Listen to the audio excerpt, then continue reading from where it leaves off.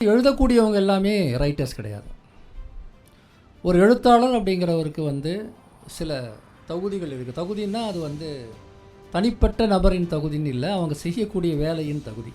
80% நான்ஃபிக்ஷன் புக்ஸில் வந்து ஆத்தர் வந்து பேசிக்காக ரைட்டர் கிடையாது. அவர் வந்து ஒரு எக்ஸ்பர்ட், ஒரு துறையில் நிபுணர், ஒரு பேராசிரியராக இருப்பார், இல்லைன்னா ஒரு குறிப்பிட்ட துறையில் நீண்ட காலம் வந்து அவருக்கு ஒரு நிறுவனத்தில் அனுபவம் இருக்கும். நம்ம பப்ளிஷிங் இண்டஸ்ட்ரியில் சேல்ஸுங்கிறது கிட்டத்தட்ட ஒரு கெட்ட வார்த்தை மாதிரி கூட இருக்குது. பல சமயம் ராட்சசர்கள் போல் வளர்ந்துருக்குறாங்க. ஆனால் இந்த புதுசாக வரக்கூடிய டெக்னாலஜி மாற்றங்களால் அங்கே ஒரு பெரிய அதிர்ச்சியும் இருக்குது.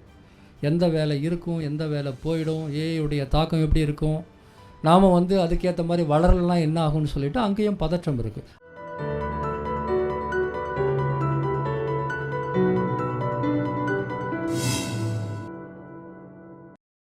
இன்றைய பயிலரங்கத்தின் தலைப்பு தமிழ் பதிப்புத்துறையில் வேலை வாய்ப்புகள். இன்றைய முதல் அமர்வில் பதிப்புத்துறையின் பன்முக வேலை வாய்ப்புகள் என்ற தலைப்பில் ஆழி பதிப்பகத்தின் நிறுவனர் திரு ஆழி செந்தில்நாதன் அவர்களை உரையாற்ற அன்புடன் அழைக்கிறோம். அனைவருக்கும் வணக்கம்.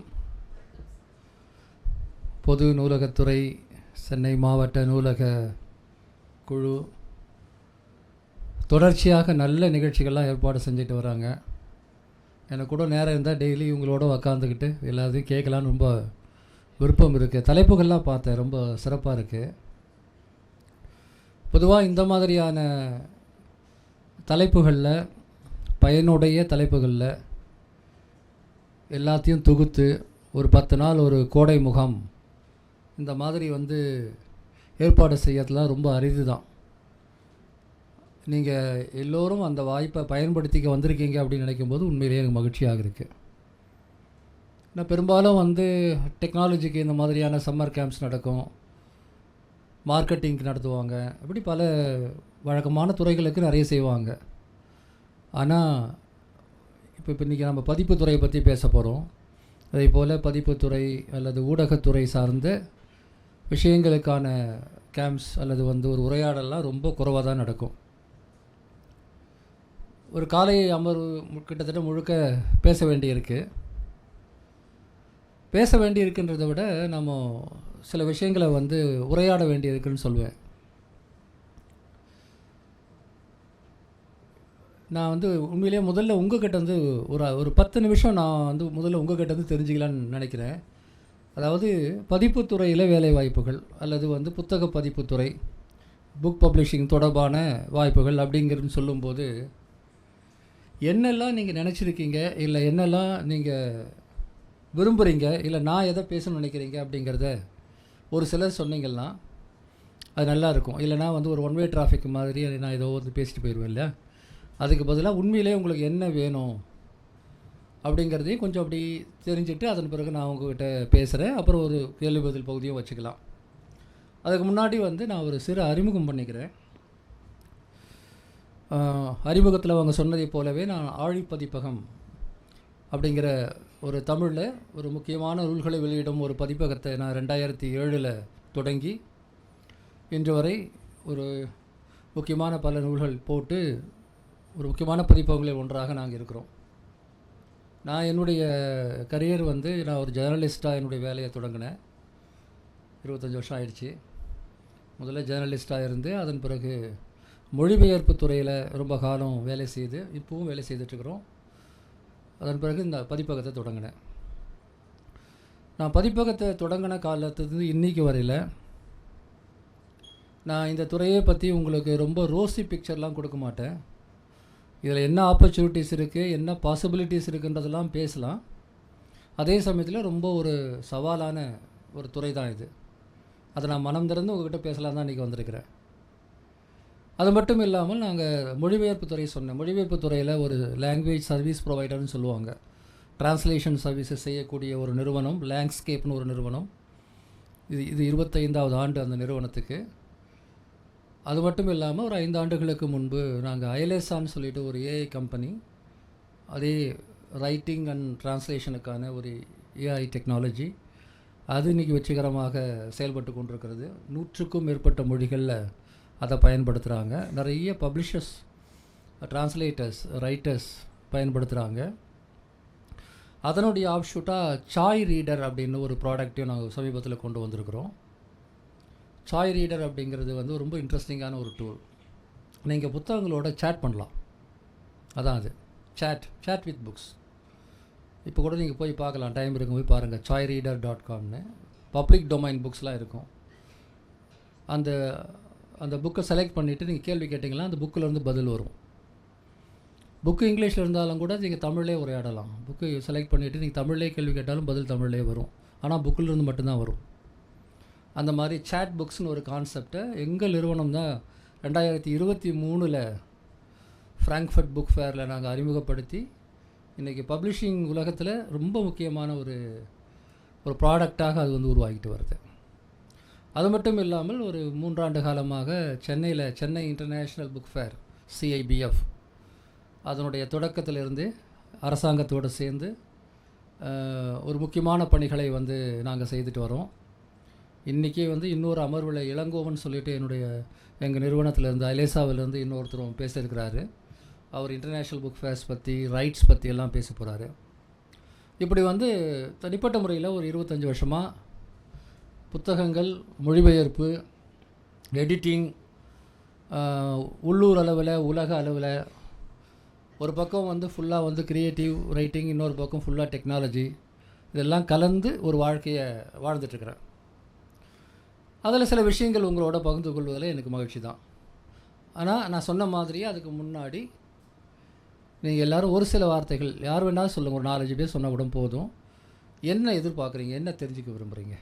முதல் வரிசையிலேருந்தே தொடங்குறேன். எஸ், ஜஸ்ட் லைக் சொல்லுங்கள். சிக் ஐயா வணக்கம் ஐயா. உங்கள் பதிப்பகத்தோட சக்ஸஸ் ஸ்டோரியை ஃபஸ்ட்டு தெரிஞ்சுக்க ஆசைப்படுறோம். நீங்கள் சொன்னீங்க ஜேர்னலிங்லேருந்து லைக் மொழிபெயர்ப்பு, அதுக்கப்புறமா இந்த இதில் வந்திருக்கீங்கன்னு, அந்த கதையை தெரிஞ்சுக்க ஆசைப்படுறோம் ஐயா. நன்றிம்மா. ஓகே, கேளுங்க. எல்லாருமே கடைசியில் கொஷின் ஆன்சர் வைப்பாங்க, ஆனால் முதல் வைக்கிறதுக்கு காரணம் இருக்குது. உங்களுக்கு என்ன வேணுமோ அதை பேசலான்னு தான். சார், எடிட்டிங்கில் என்னென்ன ரோல்ஸ் இருக்குது, வேறு எடிட்டர்ஸ் இருப்பாங்களே, ஸோ அதை பற்றி தெரிஞ்சுக்க விரும்புகிறேன். வணக்கம் ஐயா. ஏன்னா இந்த பதிப்பு துறையை பற்றி இன்னும் நிறைய தெரிஞ்சுக்கணும், அதில் என்னென்ன வேலைவாய்ப்பு இருக்குது, அது ரிலேட்டாக தெரிஞ்சுக்கணும்னு ஆசைப்படுறேன். ஓகே சார், எனக்கு என்ன டவுட்னா, இப்போது ரைட்டிங்கில் ஃபர்ஸ்ட் ஒரு எக்ஸ்பீரியன்ஸ் இருக்கிற ஒரு ஆள், அவங்க எழுதி வச்சுருக்க கதையோ இல்லை ஏதோ ஒரு கவிதையோ, அதை வந்து ஒரு பேப்பரில் இருந்துட்டு ஒரு புக்காக மாற்றுறதுக்கு அவங்க எந்த மாதிரியான ப்ராசஸில் போகணும், எப்படி பப்ளிஷர்ஸ் எப்படி தேடணும், அதை பற்றி தெரிஞ்சுக்கணும் சார். ஓகே. வணக்கம் ஐயா. இப்போது மற்ற டிபார்ட்மெண்ட்லாம் எடுத்துகிட்டா வந்துட்டு பிளேஸ்மெண்ட் நடத்துகிறாங்க. ஆர்ட்ஸ் அண்ட் சயின்ஸு, தமிழ் படித்தவங்க அவங்களுக்கெல்லாம் வந்துட்டு இந்த துறைகள்லேருந்து பிளேஸ்மெண்ட் நடத்தலாம் இல்லைங்களையா? அது மட்டும் இல்லாமல் என்னென்ன வேலை வாய்ப்புகள் இருக்குது அப்படிங்கிற விழிப்புணர்வை ஏற்படுத்தலாம்.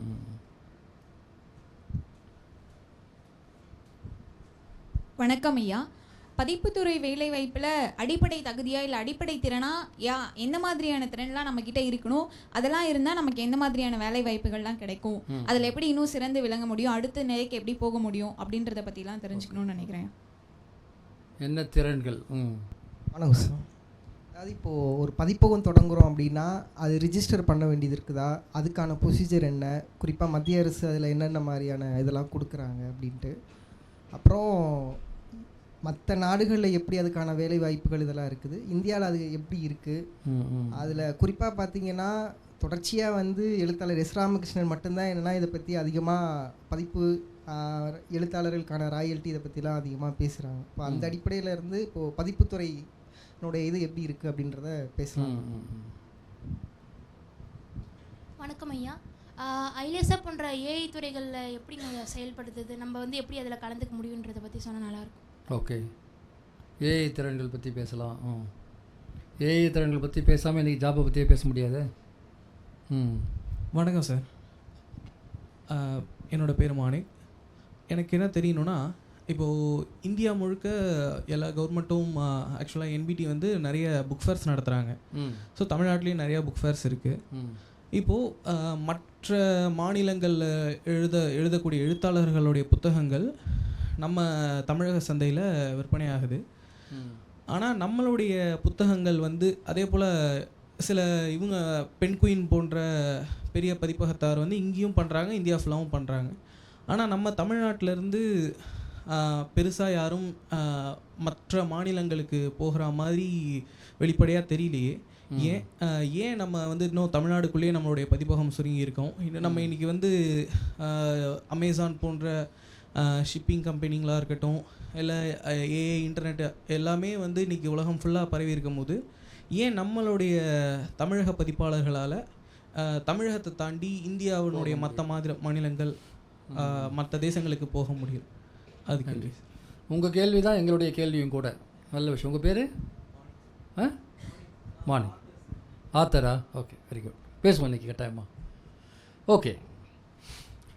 ஸோ இந்த புத்தக பதிப்பு துறையில் வந்து என்ன வேலை வாய்ப்பு இருக்குது அப்படின்றதுக்கு முன்னாடி நாம் சொல்லுங்கள்.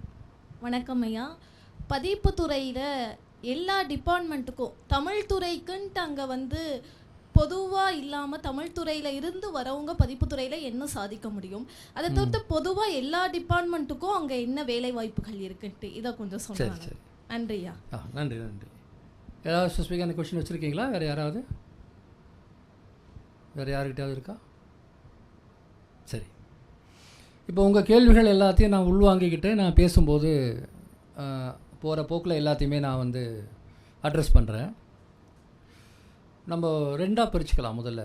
முதல்ல வந்து இந்த பதிப்பு துறையில் என்ன வேலைவாய்ப்பு இருக்குது அப்படின்றத விட முதல்ல புரிஞ்சிக்க வேண்டியது ஒரு புத்தகம் எப்படி உருவாகுது, அது எப்படி வந்து ஆசிரியரிடம் அவருடைய மனசில் ஐடியாவாக இருக்கிற ஒரு புத்தகம் உருவாகி அது எப்படி வெளியிடப்பட்டு வாசகர் கையில் போதும். அதில் பல துறைகள் இருக்குது. அந்த ஒவ்வொரு புள்ளியிலும் ஒரு தொழில் வாய்ப்பு அல்லது ஒரு வேலை வாய்ப்பு இருக்குது. அதை முதல்ல நம்ம புரிஞ்சுக்குவோம். அதன் பிறகு வந்து இந்தியாவில் தமிழ்நாட்டில் என்ன நிலையில் நாம் இருக்கிறோம், என்ன வாய்ப்புகள் இருக்குது அப்படிங்கிறது போகலாம். முதல்ல ஒரு சும்மா ஒரு சின்ன ஒரு கதை மாதிரி அப்படி சொல்லிட்டு போகலாம்.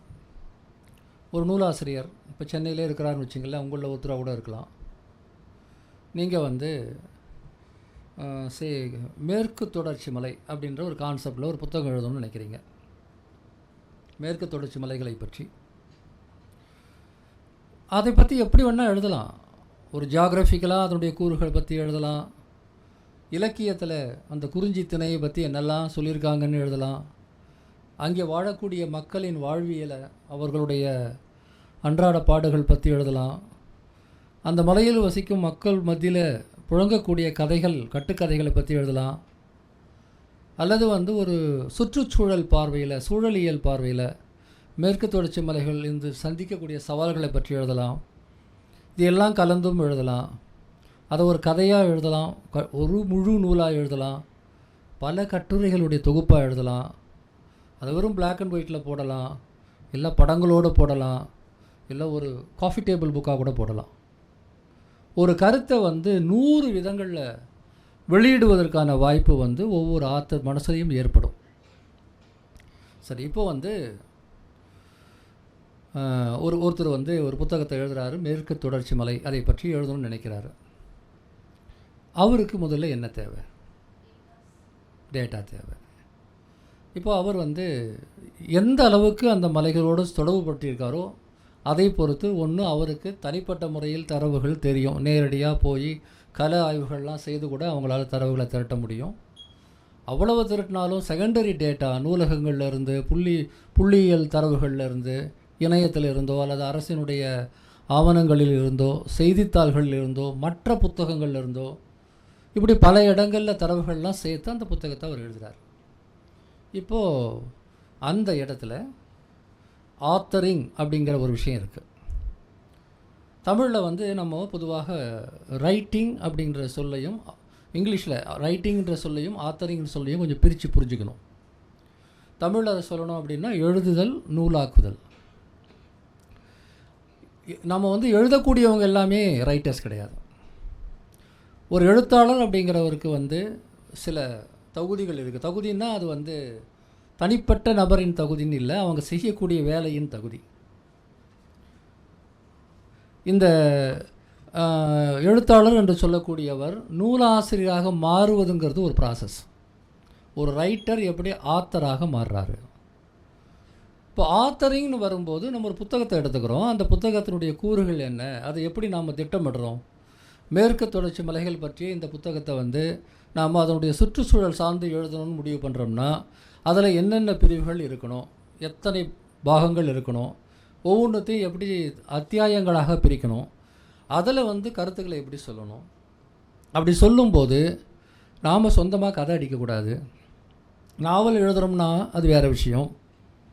தனிப்பட்ட அனுபவங்கள் எழுதுகிறோம்னா மேற்கு தொடர்ச்சி மலைகளில் ஒரு பயணம், நான் வந்து மலை ஏறி எல்லாம் சுற்றி பார்த்து எழுதுறேன்னா அது வேறு. ஆனால் இது வந்து மேற்கு தொடர்ச்சி மலைகளின் நான் ஒரு உதாரணத்துக்கு சொல்கிறேன்.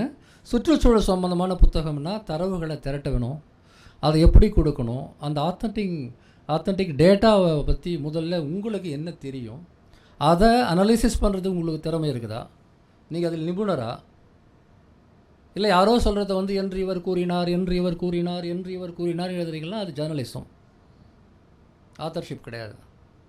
உங்களுக்கு தெரியணும். ஆக ஒருத்தர் வந்து ஆத்தராக மாறுகிறார், ஒரு ரைட்டர் அல்லது ஒரு எக்ஸ்பர்ட். ரைட்டர் தான் ஆத்தராக மாறணும்னு அவசியம் கிடையாது.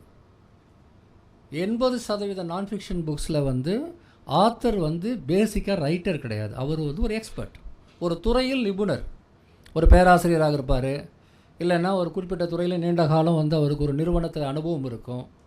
இப்போ டிஜிட்டல் மார்க்கெட்டிங்கை பற்றி எழுதணும்னு சொன்னால் அந்த டிஜிட்டல் மார்க்கெட்டிங் துறையில் ஈடுபட்ட ஒருத்தர் தானே எழுத முடியும், யார் வேணால் எழுத முடியாது. அப்போது ஒரு எக்ஸ்பர்ட் ஆத்தராக மாறலாம், ஒரு ரைட்டர் ஆத்தராக மாறலாம். அதே போல் வந்து ஒரு அதிகாரி தன்னுடைய துறை சார்ந்த விஷயங்களை நீண்ட காலமாக அனுபவித்த பிறகு ஒரு நிபுணராக இருந்து ஒரு ஆத்தராக மாறுறாருன்னு வச்சுக்கோங்க. அவர் அதுக்கு முன்னாடி ஆத்தராக இருந்திருக்கணும்னு அவசியம் இல்லை. எழுதியிருக்கலாம், நிறைய ஆவணங்கள் எழுதியிருக்கலாம், நிறைய டாக்குமெண்ட்ஸ் க்ரியேட் பண்ணியிருப்பாங்க ஆஃபீஸில், நிறைய இமெயில் எழுதுகிறோம். இமெயில் எழுதுனா நம்ம வந்து ஆத்தராகிட முடியுமா? நிறைய டாக்குமெண்ட்ஸ் எழுதுகிறோம், ஆத்தராகிட முடியுமா? ஸோ ஆத்தர் அப்படிங்கிறதுல மிக முக்கியமான விஷயம் என்னென்னா, அந்த வார்த்தையை இன்னொரு ஆங்கில வார்த்தையோட பொருத்தி பாருங்கள். ஆத்தர்னா அத்தாரிட்டி. ஒரு துறையில் நான் என்னுடைய அத்தாரிட்டி எனக்கு இருக்குது அப்படிங்கிற அடிப்படையில் தான் நான் எழுதுகிறேன், அந்த பொறுப்பு எனக்கு இருக்குது. சரி, ஒரு ஆத்தர் மேற்கு தொடர்ச்சி மலைகளை பற்றி நான் எழுதுகிறேன் அப்படின்னு சொல்லிவிட்டு எங்கள் பதிப்பகத்துக்கு வராரு. முதல் வேலை எங்கே தொடங்குதுன்னு பாருங்கள். அந்த ஆத்தர் எழுதுகிற விஷயம் உண்மையிலே சரியாக இருக்குதா இல்லையான்னு எனக்கு தெரியணும். இல்லையா நாங்கள் எதை வேணால் பப்ளிஷ் பண்ண முடியுமா? நாங்கள் ஒரு பதிப்பகம் வந்து யார் வேணால் எழுதி கொண்டு வந்து கொடுத்தாங்கன்னா கையெழுத்து அழகாக இருக்குங்க அப்படின்லாம் போட முடியாது. முதல்ல மேற்கு தொடர்ச்சி மலைகளை பற்றி நீங்கள் எழுதுறீங்கன்னா உங்களுக்கு என்ன அத்தாரிட்டி இருக்குது? நீங்கள் வந்து கதையாக எழுதுறீங்கன்னா நீங்கள் உங்களுடைய க்ரியேட்டிவ் ரைட்டிங் ஸ்கில்ஸை நான் பார்த்துருக்கணும். இதுக்கு முன்னாடி ஏதாவது பத்திரிக்கையில் எழுதியிருக்கீங்களா? ஷார்ட் ஸ்டோரிஸ் ஏதாவது வந்திருக்கா? இல்லை வந்து வேறு ஏதாவது நாவல் எங்கேயோ போட்டிருக்கிறீங்களா? இல்லை அட்லீஸ்ட் பிளாக் எழுதியிருக்கீங்களா? இல்லை சோஷியல் மீடியாவிலாவது நிறைய எழுதியிருக்கீங்களா? உங்கள் ரைட்டிங் ஸ்கில் என்ன? உங்கள் க்ரியேட்டிவ் ஸ்கில் என்ன? உங்களுடைய ஆஸ் எ நாவலிஸ்ட் உங்கள்கிட்ட என்ன இருக்குது அப்படிங்கிறத நான் பார்க்கணும். அதுவே நான் ஃபிக்ஷன் புக் அப்படின்னு சொன்னால் முதல்ல வந்து நீங்கள் எழுதக்கூடிய விஷயங்கள் குறித்து உங்களுக்கு என்ன விஷய ஞானம் இருக்குது அதை நான் பார்க்கணும். அப்போது ஒரு பதிப்பகத்தில் வந்து அந்த வேலையை செய்யக்கூடிய ஒரு பொசிஷன் அப்படின்னு பார்த்தீங்கன்னா எடிட்டர். ஸோ நம்ம வந்து வேலைவாய்ப்புகளில் முதல்ல எடிட்டர் அப்படிங்கிற ரோல் வந்து ஆரம்பிக்கலாம். அது பல இடங்களில் பப்ளிஷரே எடிட்டராக இருப்பார். ஒரு புதுசாக வரக்கூடிய பதிப்பகத்தில் வந்து பதிப்பாளர், ஆசிரியர், புத்தக விற்பனையாளர், கட்டுபவர், டீ தருபவர் எல்லாரும் ஒரே ஆள் தான். ஒரு சின்ன பதிப்பகங்கள் பெருசாக ஆகும்போது பல விஷயங்கள் கூட வளரும்போது எடிட்டர்ஸ் தேவைப்படுறாங்க. அதுலேயே நிறைய எடிட்டர்ஸ் இருக்கிறாங்க. நான் முதல்ல சொல்லக்கூடிய எடிட்டர் உங்களுடைய மேனுஸ்கிரிப்டை பார்த்து, ஒரு ஆத்தருடைய மேனுஸ்கிரிப்டை பார்த்து இவருடைய புத்தகம் பதிப்பிக்க தகுந்தது தானா அப்படின்னு முடிவு பண்ணணும். அது ஃபஸ்ட்டு. அதுக்கு அடுத்து சரி நல்லா தான் எழுதியிருக்காரு, தரவுகளோடு தான் எழுதியிருக்கிறாரு, படித்து பார்த்தோம், வந்து பேசிக்காக எல்லாமே நல்லா இருக்குது, இந்த புத்தகத்தை பதிப்பிக்கலாம் அப்படின்னு ஒரு முடிவு எடுக்கிறாங்க. அப்படின்னா முதல்ல வந்து அந்த ஆத்தரோட ஒரு ஒப்பந்தம் போடணும். உங்கள் புத்தகத்தை நாங்கள் வெளியிடுறோம் அப்படின்னு. அந்த ஒப்பந்தம் போடக்கூடிய இடத்துல ஒரு நிறுவனத்தில், ஒரு பதிப்பகத்தில் வந்து யார் வந்து தேவைன்னா ஒரு ரைட்ஸ் மேனேஜர் தேவை. ரைட்ஸ் அப்படின்னு இங்கே என்ன மீனிங்கன்னா உரிமம், காப்புரிமை சம்மந்தப்பட்டது. அந்த புத்தகம் அது யாருக்கு உரிமையானது? உண்மையிலே அந்த ஆத்தருக்கு தான் உரிமையானது. அந்த புத்தகத்தோட காப்பிரைட் யார்கிட்ட இருக்குது? அந்த ஆத்தர்கிட்ட தான் இருக்குது. ஆனால் அதை பதிப்பிக்கும் உரிமையை நான் பெறுகிறேன். பதிப்பாளர்கள் வந்து பதிப்பகம் என்ன செய்யுது, உங்கள் புக்குக்கு நீங்கள் தான் காப்பிரைட் ஓனர், ஆனால் அதை பப்ளிஷ் பண்ணுறதுக்கான ரைட்ஸை நீங்கள் எங்களுக்கு தரீங்க. அப்போது ஒரு ரைட்ஸ் மேனேஜர் அதை செய்யலாம், அல்லது வந்து எடிட்டர்லேயே ஒருத்தர் அதை செய்யலாம், இல்லை அந்த அலுவலகத்தில் பேர்லாம் கவலைப்படாதீங்க, என்ன ஒன்றா பேர் வைப்பாங்க நிறுவனத்தை பொறுத்து. ஆனால் அந்த கான்செப்ட் என்ன, ரைட்ஸ் மேனேஜ்மெண்ட், எடிட்டோரியல், அதுக்கு அடுத்து ரைட்ஸ் மேனேஜ்மெண்ட். இப்போ நான் காப்புரிமை போடுறேன், உங்கள் புத்தகத்தை நாங்கள் அடுத்து 7 ஆண்டுகளுக்கு நாங்கள் எங்கள் பதிப்பகத்தில் பப்ளிஷ் பண்ணுவோம், உங்களுக்கு 10% நெட் இன்கமில் 10% உங்களுக்கு ராயல்ட்டியாக கிடைக்கும் அப்படின்னு முடிவு பண்ணுவாங்க. அவரே ரொம்ப வெல்நோன் ஆத்தராக இருந்தால், ஏற்கனவே பல புத்தகங்கள் போட்டு வெற்றிகரமாக மார்க்கெட்டில் அது விற்று இருந்தால் அட்வான்ஸ் கொடுப்பாங்க. எடுத்த உடனே அட்வான்ஸ் யாருக்கும் கிடைக்காது. ஒரு நல்ல பெஸ்ட் செல்லிங் ஆத்தராக இருந்தால் அட்வான்ஸ் கொடுப்பாங்க. என்னம்மா பேசி முடிச்சிடலாமா, அப்புறம் கேளுங்க. அட்வான்ஸ் வந்து பதிப்பகம் நூலாசிரியருக்கு கொடுக்கணும். நூலாசிரியர் பதிப்பகத்துக்கு கொடுக்குறது பேர் அட்வான்ஸ் இல்லை, பதிப்பகம் நூலாசிரியருக்கு அட்வான்ஸ் கொடுக்கும். சரி, உங்கள் புக்கு வந்து நல்லா ஏற்கனவே மற்ற புக்கெலாம் போயிருக்கு, அதனால் இந்த புக்குக்கு நான் ராயல்ட்டி அட்வான்ஸ் கொடுக்குறேன், நாளைக்கு அட்ஜஸ்ட் பண்ணிக்கலாம் அப்படின்னு கொடுப்பாங்க. இது புது எழுத்தாளர்களுக்கு. ஏற்கனவே இருக்கக்கூடிய எழுத்தாளர்கள்லாம் ஒரு விதமான அண்டர்ஸ்டாண்டிங் வருவாங்க. எடிட்டர், மெயினாக எடிட்டர் வந்து பெரிய நிறுவனங்களில் பெங்குவின், ஹார்பர் காலின்ஸ் மாதிரியான நிறுவனங்களில் நிறைய எடிட்டர்ஸ் இருப்பாங்க. சில எடிட்டர்ஸ் வந்து நல்ல ஆத்தர்ஸ் கிட்ட இந்த கான்செப்டில் புக் எழுதி கொடுங்க அப்படின்னு சொல்கிற வேலையை செஞ்சு அதை வந்து ப்ராசஸ் பண்ணுவாங்க. கமிஷனிங் எடிட்டர்னு சொல்லுவோம்.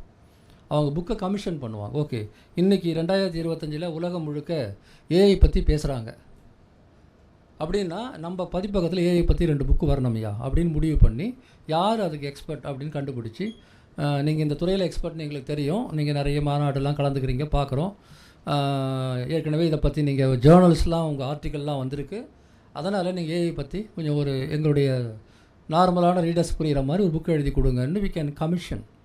கமிஷன்னா என்ன, ஒரு வேலையை வந்து செஞ்சு கொடுங்கன்னு நம்ம கேட்டு வாங்குகிறோம். கமிஷனிங் எடிட்டர்ஸ் இருப்பாங்க. இப்படி இந்த காப்பி அந்த ஆத்தர்கிட்ட வந்து வந்த பிறகு ஏதோ ஒரு விதத்தில் அவர் எக்ஸின் ரைட்டராக இருக்கலாம், ஏற்கனவே அந்த பதிப்பகத்திலே ரொம்ப நாள் போட்ட நூலாசிரியராக இருக்கலாம், அதன் பிறகு வந்து புதுசாக வந்தவராக இருக்கலாம், இப்படி ஒன்றா வரலாம். அதன் பிறகு அடுத்த ஸ்டெப் அந்த புத்தகம் என்ன ஆகும்னா, எந்த புத்தகமாக இருந்தாலும் அது ஒரு காப்பி எடிட்டிங் அப்படிங்கிற ப்ராசஸுக்கு உள்ளாகணும். ஒரு ஆத்தர் வந்து எழுதி கொடுத்துட்டாருன்னா அது வந்து அப்படியே முழுசும் அப்படியே அக்செப்ட் பண்ணிக்க முடியாது. ஆத்தர்ஸ் வந்து நல்ல க்ரியேட்டிவ் பீப்புளாக கூட இருப்பாங்க, நல்ல எக்ஸ்பர்ட்டாக இருப்பாங்க. ஆனால் ஒரு புத்தகமாக அதை வந்து உருவாக்குறதுங்கிற கலையில் வந்து அவங்களுக்கு ஆரம்பத்தில் தேர்ச்சி இருக்காது. ஒரு சினிமா எடுக்கிற மாதிரி தான். எண்ட் ஆஃப் த டே வந்து கேமராமேன் எவ்வளோ அழகாக வந்து படங்கள்லாம் ஷூட் பண்ணாலும், டைரக்டர் வித்தியாசமாக ஆங்கிள்லாம் வச்சு எடுத்தாலும், அருமையான இயற்கை காட்சிகளோ அல்லது ஒரு உரையாடலோ அமைஞ்சாலும், எல்லாம் முடிச்சிட்ட பிறகு கூட இந்த ஃபில்ம் எடிட்டர் கையில் போயிட்டு அது வந்து ஒரு செம்மைப்படுத்தப்படலைன்னா அதை பார்க்க முடியும் அவங்களால. ஒரு குறிப்பிட்ட டோனில் இருக்கணும், ஒரு குறிப்பிட்ட ஸ்டைலில் இருக்கணும், ஒரு குறிப்பிட்ட ரிதமில் இருக்கணும்னா எண்ட் ஆஃப் த டே அதை உருவாக்குறது யாருன்னா ஃபில்ம் எடிட்டர் தான். அவர்கிட்ட அது போகலன்னா அது வெறும் ஃபுட்டேஜ் தான் அது. அதே போல் தான் நான் எவ்வளோ தான் எக்ஸ்பர்ட்டாக இருந்தாலும் வாசகர்களுக்கு பிடிச்ச விதத்தில் அதை நான் ப்ரெசென்ட் பண்ணுறேன்னா, அது எப்படி அந்த புத்தகம் வந்து ஒரு நான் ஃபிக்ஷன் அப்படின்னா பாகங்களாக இருக்கா, சாப்டர்ஸ் போட்டிருக்காங்களா, ஒரு சாப்டருக்குள்ளே என்ன இருக்குது, தேவைப்பட்டால் சப்செக்ஷனாக பிரிச்சுருக்கிறாங்களா, தொடக்கம் எப்படி இருக்குது, முடிவு எப்படி இருக்குது, ஒரே விஷயம் திருப்பி வருதா இல்லை வந்து ஒரு முறை தான் வருதா, ஒரு கன்சிஸ்டன்சி இருக்கா அந்த ரைட்டிங்கில், அந்த கண்டென்ட்டில், மொத்தத்தையும் படிக்கும்போது வந்து ஒரு அழகாக படிச்சுட்டு நெருடல் இல்லாமல் படிக்க முடியணும். எப்போ வேணாலும் நான் மூடி வச்சுட்டு மறுபடியும் எடுத்து படிச்சுன்னா அங்கேருந்து தொடங்க முடியணும். குழப்பம் வரக்கூடாது. ஒரு பேராகிராஃபை ரொம்ப ஹைலி ஸ்காலர்லி ஸ்டைலில் எழுதிட்டு இன்னொரு பேராகிராஃபை ஜேர்னலிஸ்ட் ஸ்டைலில் எழுதி மறுபடியும் 3வது பேராகிராஃபை ChatGPTலேருந்து காப்பி பேஸ்ட் பண்ணி என்ன ஆகும் அந்த புக்கு? கந்தரகோலமாக இருக்கும். ஸோ ஒரு காப்பி எடிட்டர் வந்து என்ன செய்வார்னா, அது ரொம்ப அழகான ஒரு நல்ல காப்பியாக ஆத்தர்கிட்ட சொல்லிப்பா, இந்த இடத்துல இருந்து நீங்கள் வந்து ஒரு கிளைம் பண்ணியிருக்கீங்க, மேற்கு தொடர்ச்சி மலையில் 10,000 ஆண்டு காலமாக மனிதர்கள் வசிக்கிறார்கள் நீங்கள் எழுதியிருக்கீங்க, ப்ரூஃப் கொடு. ஆத்தர் கேட்பார், நீங்கள் நினச்சதெல்லாம் எழுதக்கூடாது இல்லையா, என்ன அதுக்கு என்ன அத்தாட்சி? சைட்டேஷன் கொடு. யார் சொல்லியிருக்காங்க? இன்னார் சொல்லியிருக்கிறாங்க. அந்த இன்னார் யார்? அவரும் வந்து இது மாதிரி ஆர்வத்தில் சொல்லியிருக்கிறாரா? இன்னொரு மேற்கு தொடர்ச்சி மலை பிரியரா? இல்லை அவர் வந்து ஒரு ஆர்கியாலஜிஸ்டா? இல்லை ஒரு ஹிஸ்டாரியனா? ஒவ்வொரு விஷயத்துக்கும் வந்து ஒரு சான்று இருக்கணும். சொல்லக்கூடிய ஒவ்வொரு விஷயத்துக்குமே ஒரு நிரூபணம் இருக்கணும். அதுக்கு பேர் தான் அத்தாரிட்டி. அந்த அத்தாரிட்டி இருந்தால் தான் ஒரு ஆத்தர். கதை விடவே முடியாது. சில சமயங்களில் பியர் ரிவ்யூன்னு சொல்லுவாங்க. இந்த துறை சம்மந்தப்பட்ட ஒரு நிபுணர் எழுதின புக்கு அதே துறையில் இருக்கிற இன்னொருத்தருக்கு கொடுத்து, அது ஒரு தேர்ட் பர்சனாக இருப்பார், ஃப்ரீலான்ஸராக கூட கொடுப்பாங்க. ஒருத்தர் வந்து மேற்கு தொடர்ச்சி மலை பற்றி புத்தகம் கொடுத்துருக்காருங்க, எங்கள் இந்த துறையில் நீங்கள் தான் எக்ஸ்பர்ட், படித்து பாருங்கள், அவர் சரியாக தான் எழுதியிருக்கிறாரா, எப்படி இருக்குது அப்படின்னு கொடுப்பாங்க. அவர் படித்து பார்த்துட்டு வந்து ஆமாங்க நல்லா இருக்குது, இல்லை சும்மா கதை விட்டுருக்கிறாரு, இல்லைங்க இது ஏற்கனவே வந்த புக்கு அப்படியே காப்பி அடிச்சிருக்காருன்னு ஏதாவது ஒரு தகவல் நமக்கு வரும். அப்போ ஆத்தருக்கே எல்லாமே தெரியாது இல்லையா? அதாவது எடிட்டருக்கே எல்லாம் தெரியாது இல்லை. எடிட்டர் ஒன்றும் ஆளினால் அழகராஜா கிடையாது. ஸோ அவர் நிறைய பேர் வச்சுருப்பார், இதை போல் எக்ஸ்பர்ட்ஸ் வச்சுருப்பார். அதனால் பெரிய நிறுவனங்களில் எக்ஸ்பர்ட் டீம்ஸ்லாம் இருக்கும், ஒரு வர்ச்சுவல் டீம் இருக்கும். ஆக ஒரு காப்பி அதை பப்ளிஷ் பண்ணலாமா வேணாமான்றதுக்கு முன்னாடியே இவ்வளவும் நடக்கும். அங்கே எடிட்டர்ஸ், விதவிதமான editors, commissioning editors, copy editors, இவங்கெல்லாம் இருப்பாங்க. உங்களில் யாருக்கு வந்து ஆங்கிலமோ தமிழோ அது முக்கியம் இல்லை, இந்த எடிட்டிங் அப்படிங்கிற விஷயத்தில் ஆர்வம் இருக்குமானால் ஒரு எடிட்டோரியல் ரோல் அப்படிங்கிறது உங்களுக்கு முதலில் பொருந்தும். அது அடிப்படையில் 2 விஷயத்தை பேலன்ஸ் பண்ணணும் ஒரு எடிட்டோரியல் ரோலில். ஒன்று, எவ்வளோ சிறப்பாக ஒரு காப்பியை நீங்கள் எடிட் பண்ணுறீங்க. நல்லா கவனிங்க, எழுதுறீங்கன்னு நான் சொல்லலை. எழுதுகிற வேலை ஆத்தருக்கு, ரைட்டருக்கு. உங்கள் வேலை எடிட் பண்ணுறது. ஒரு காப்பின்னா என்ன? இப்போ இங்கே வந்து எழுதப்பட்ட ஒன்று காப்பி. ஒரு காப்பியை எப்படி எடிட் பண்ணுறதுங்கிற திறமையை உங்களுக்கு வந்து கற்றுக்கணும் அப்படின்னு சொன்னால் ஒரே வழி தான், சிம்பிளான வழி, ஜாலியான வழின்னா நிறைய படிக்கணும். நீங்கள் நிறைய எந்த விஷயத்தில் எடிட் பண்ண போகிறீங்க. நான் சொன்னது நான் ஃபிக்ஷனுக்கு சொன்னேன், இதே தான் ஃபிக்ஷனுக்கும். ஒரு நாவல் வந்தால் கூட அந்த நாவல் கற்பனையாக இருந்தாலும் கூட அது எழுதப்பட்ட முறையை பற்றி நாம் வந்து கவலைப்பட வேண்டியிருக்கு. வாசகர்கள் படிக்கும்போது அவங்களுக்கு வந்து நிஜமாகவே அந்த நாவல் வந்து அலுப்பு தட்டாமல் போகணும். ரெண்டாவது, எழுத்தாளர்கள் வந்து வெவ்வேறு மனநிலையில் வந்து நாவல் எழுதும்போது சில லாஜிக்கலாக கூட பல இடங்களில் ஒரே நாவலில் மீறி இருப்பாங்க. நான் பார்த்துருக்கேன் தமிழில் முதல் பேராகிராஃபில் வந்து ஒரு வயதான அம்மாவை வந்து அவர் அப்படின்னு எழுதிட்டு வராங்க, அவர் வந்தார், அவர் தூங்கினார்னு. 2வது பேஜ் வந்த உடனே அந்த அம்மா அவள் ஆயிடுறாங்க. கொஞ்ச நேரத்துக்கு போன உடனே மரியாதை குறைஞ்சி போச்சா இல்லை ரொம்ப நேசமாயிட்டாங்களான்னு தெரியல, அவள் ஆயிட்டாங்க அவங்க. அம்மா வயதான மூதாட்டி. முதல் பக்கத்தில் வந்து அவர் காலையில் எழுந்து வெளியே போனார். 2வது பக்கத்தில் வந்த உடனே அவள் தூங்கினாள். இதெல்லாம் இந்த எடிட்டர் வேலை தான் பார்க்கணும். ரைட்டருக்கு வந்து அவங்க போகிற போக்கில் சில சமயம் மாறக்கூடும். ரைட்டர்கிட்ட சொன்ன என்ன திடீர்னு இப்படி மாறுது அப்படின்னு நம்ம சொல்லணும். ஆக வந்து ஃபிக்ஷனாக இருந்தாலும் எடிட் பண்ணணும், நான் ஃபிக்ஷனாக இருந்தாலும் எடிட் பண்ணணும், குழந்தைகள் நூலாக இருந்தாலும் எடிட் பண்ணணும், கவிதையாக இருந்தாலும் கூட. இந்த எடிட்டிங் அப்படிங்கிறது செம்மைப்படுத்தக்கூடிய விஷயம். எடிட்டிங்கிற சொல்லுக்கு தமிழில் சரியான சொல் வந்து பல பேரும் பயன்படுத்துறதுக்கு சிரமம் இருக்குது. காரணம் என்னென்னா, அது ஒரு ஆல் என்கம்பேசிங் வேர்டு இங்கிலீஷில். தமிழில் சில இடங்களில் திருத்தம்னு சொல்லுவோம், சில இடங்களில் சீர் செய்தல்னு சொல்லுவோம். ஆனால் எனக்கு தனிப்பட்ட முறையில் பிடிச்சது செம்மையாக்கம் என்பது தான். அதாவது ஒரு ஆத்தரோட திருத்தத்தை நம்ம வேலை இல்லை, அதை சீர் செய்கிறதுக்கு கூட நம்ம வேலை கிடையாது. அதை செம்மையாக்குதல், செழுமையாக்குறது. இன்னும் சரியா ஒரு என்ன இன்டென்ஷனில் எழுதுறீங்களோ அந்த இன்டென்ஷன் நிறைவேறணும் இல்லையா? அதுக்கேற்ற மாதிரி அதை செம்மைப்படுத்துறது. அதனால் செம்மையாக்குனர்னு இங்கே வச்சுக்கலாம். தமிழில் செம்மைப்படுத்துவது தான் எடிட்டிங். இந்த ஒரு புத்தகத்தினுடைய வெற்றி, ஒரு பதிப்பகத்தின் வெற்றி, ஒரு ப்ராடக்டோட வெற்றின்னு பார்த்தீங்கன்னா இட் ஸ்டார்ட்ஸ் ஃப்ரம் எடிட்டிங். எனவே பதிப்புத்துறையில் நல்ல எடிட்டர்ஸ்க்கு என்றைக்குமே தேவை இருக்கிறது. உங்கள் துறையை நீங்கள் தேர்ந்தெடுத்துக்கங்க, எதை நீங்கள் எடிட் பண்ண போகிறீங்க. இந்த எடிட்டிங்கிறது ஃபுல் டைம் ஜாபாக இருக்கா? சில சமயங்களில் இது பார்ட் டைம் ஜாபாக இருக்கலாம், சில சமயம் இது ஃப்ரீலான்ஸ் ஜாபாக கூட இருக்கலாம். ஆனால் அந்த ஸ்கில்க்கு மிகப்பெரிய தேவை இருக்குது. இப்போ சில விஷயங்கள் வந்துட்டு அப்புறம் அடுத்த வேலையை பற்றி பார்ப்போம். தமிழ்நாட்டில் அது எப்படி இருக்கா அப்படின்னு பார்த்தீங்கன்னா, குறிப்பாக தமிழ் பப்ளிஷிங்கில் அப்படி இருக்குன்னு நான் சொல்ல மாட்டேன்.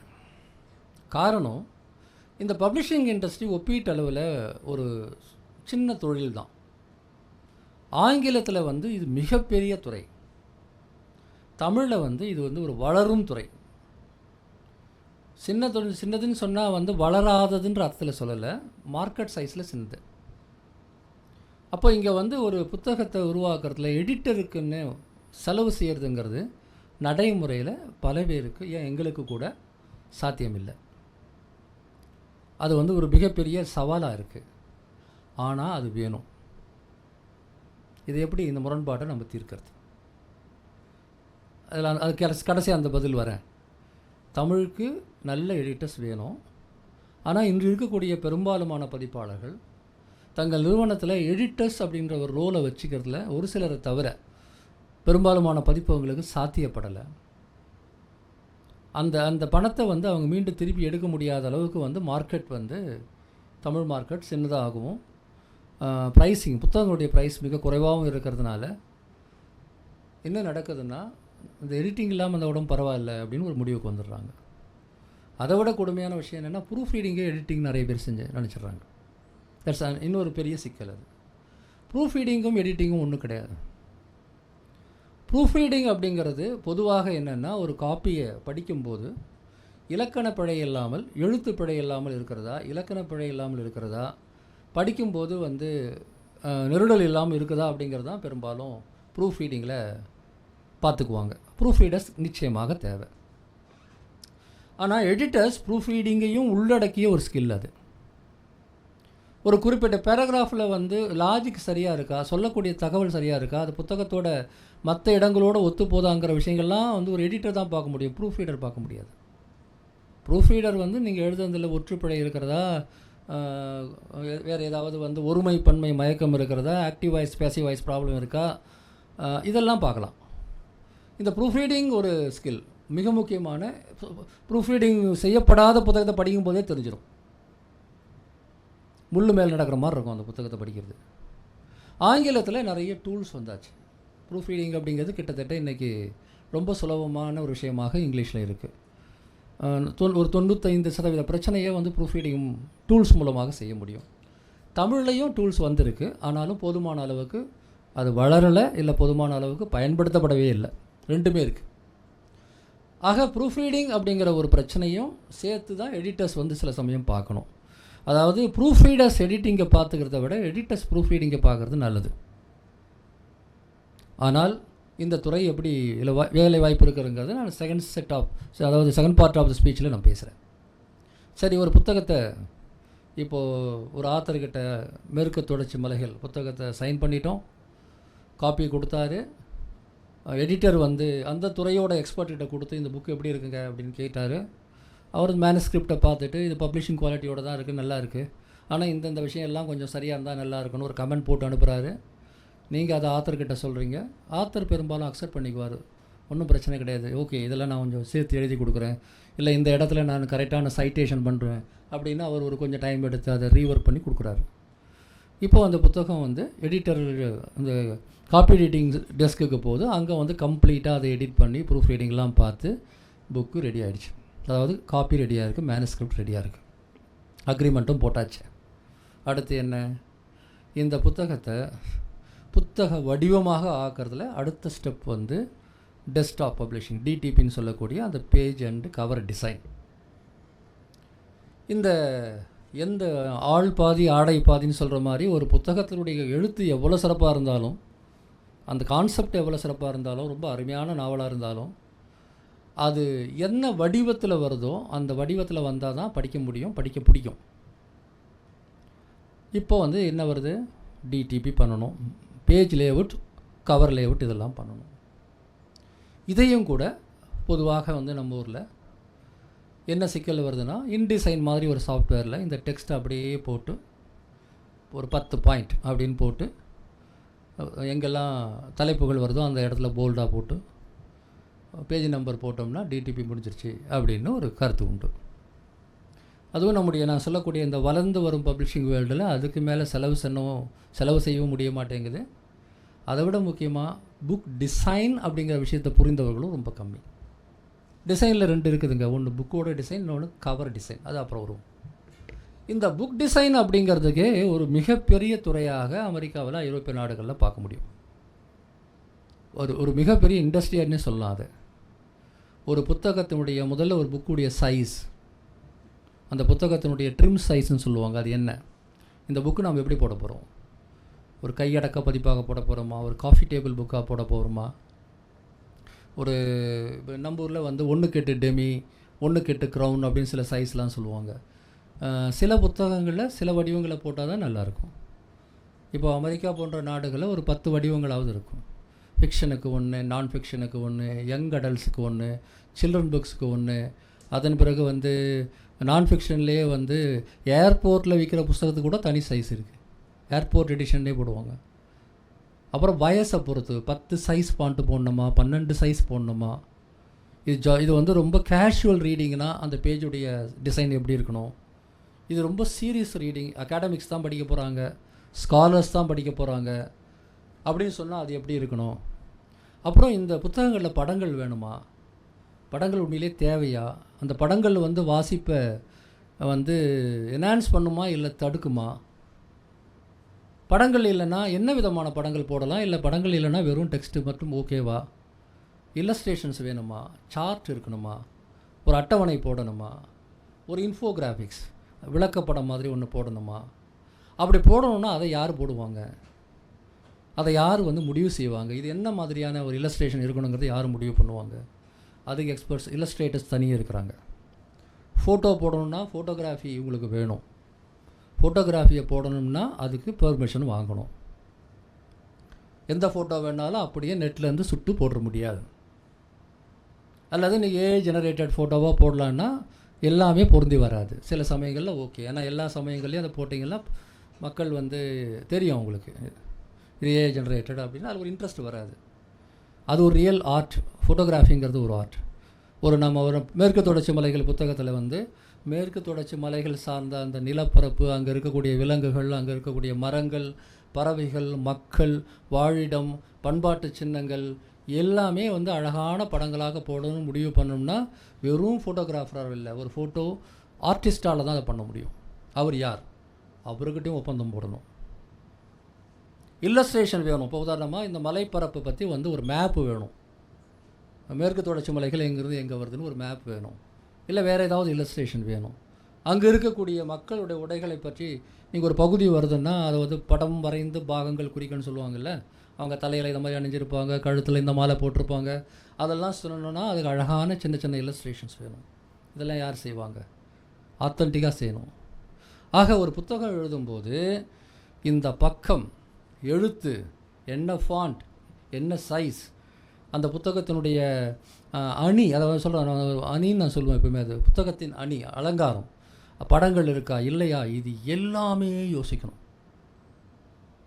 ஒரு 200 பக்கம் எழுதி கொடுக்குறாரு, அப்படியே டைப் பண்ணுறோம், இதில் இன்டிசைனில் ஓப்பன் பண்ணி அப்படியே ஃப்ளோட் பண்ணி 5 நிமிஷம் கையில் கொடுத்துடலாம்.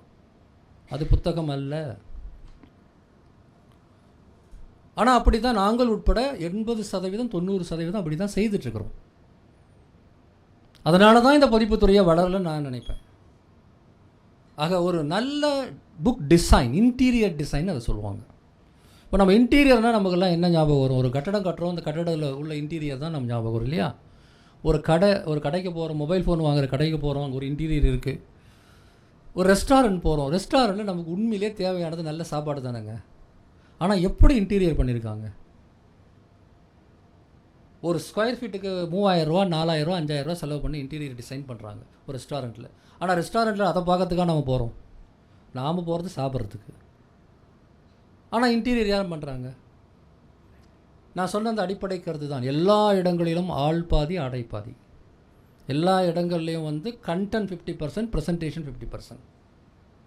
அப்போது அந்த புத்தகம் எப்படி ப்ரெசென்ட் பண்ணப்படணுங்கிறது ஒரு கலை, சயின்ஸ். ஒரே கான்செப்டில் 10 புக்கு போட்டால் அந்த 10 புக்குக்கு ஒரு தனித்தன்மை இருக்கா? இருக்கணும். வால்யூம் 1 வால்யூம் 2ன்னு போடும்போது ஒவ்வொன்றுத்துக்கும் தனித்தன்மை இருக்கும், ஒவ்வொன்றுத்துக்கும் கன்சிஸ்டன்சி, தொடர்ச்சியும் இருக்கணும்.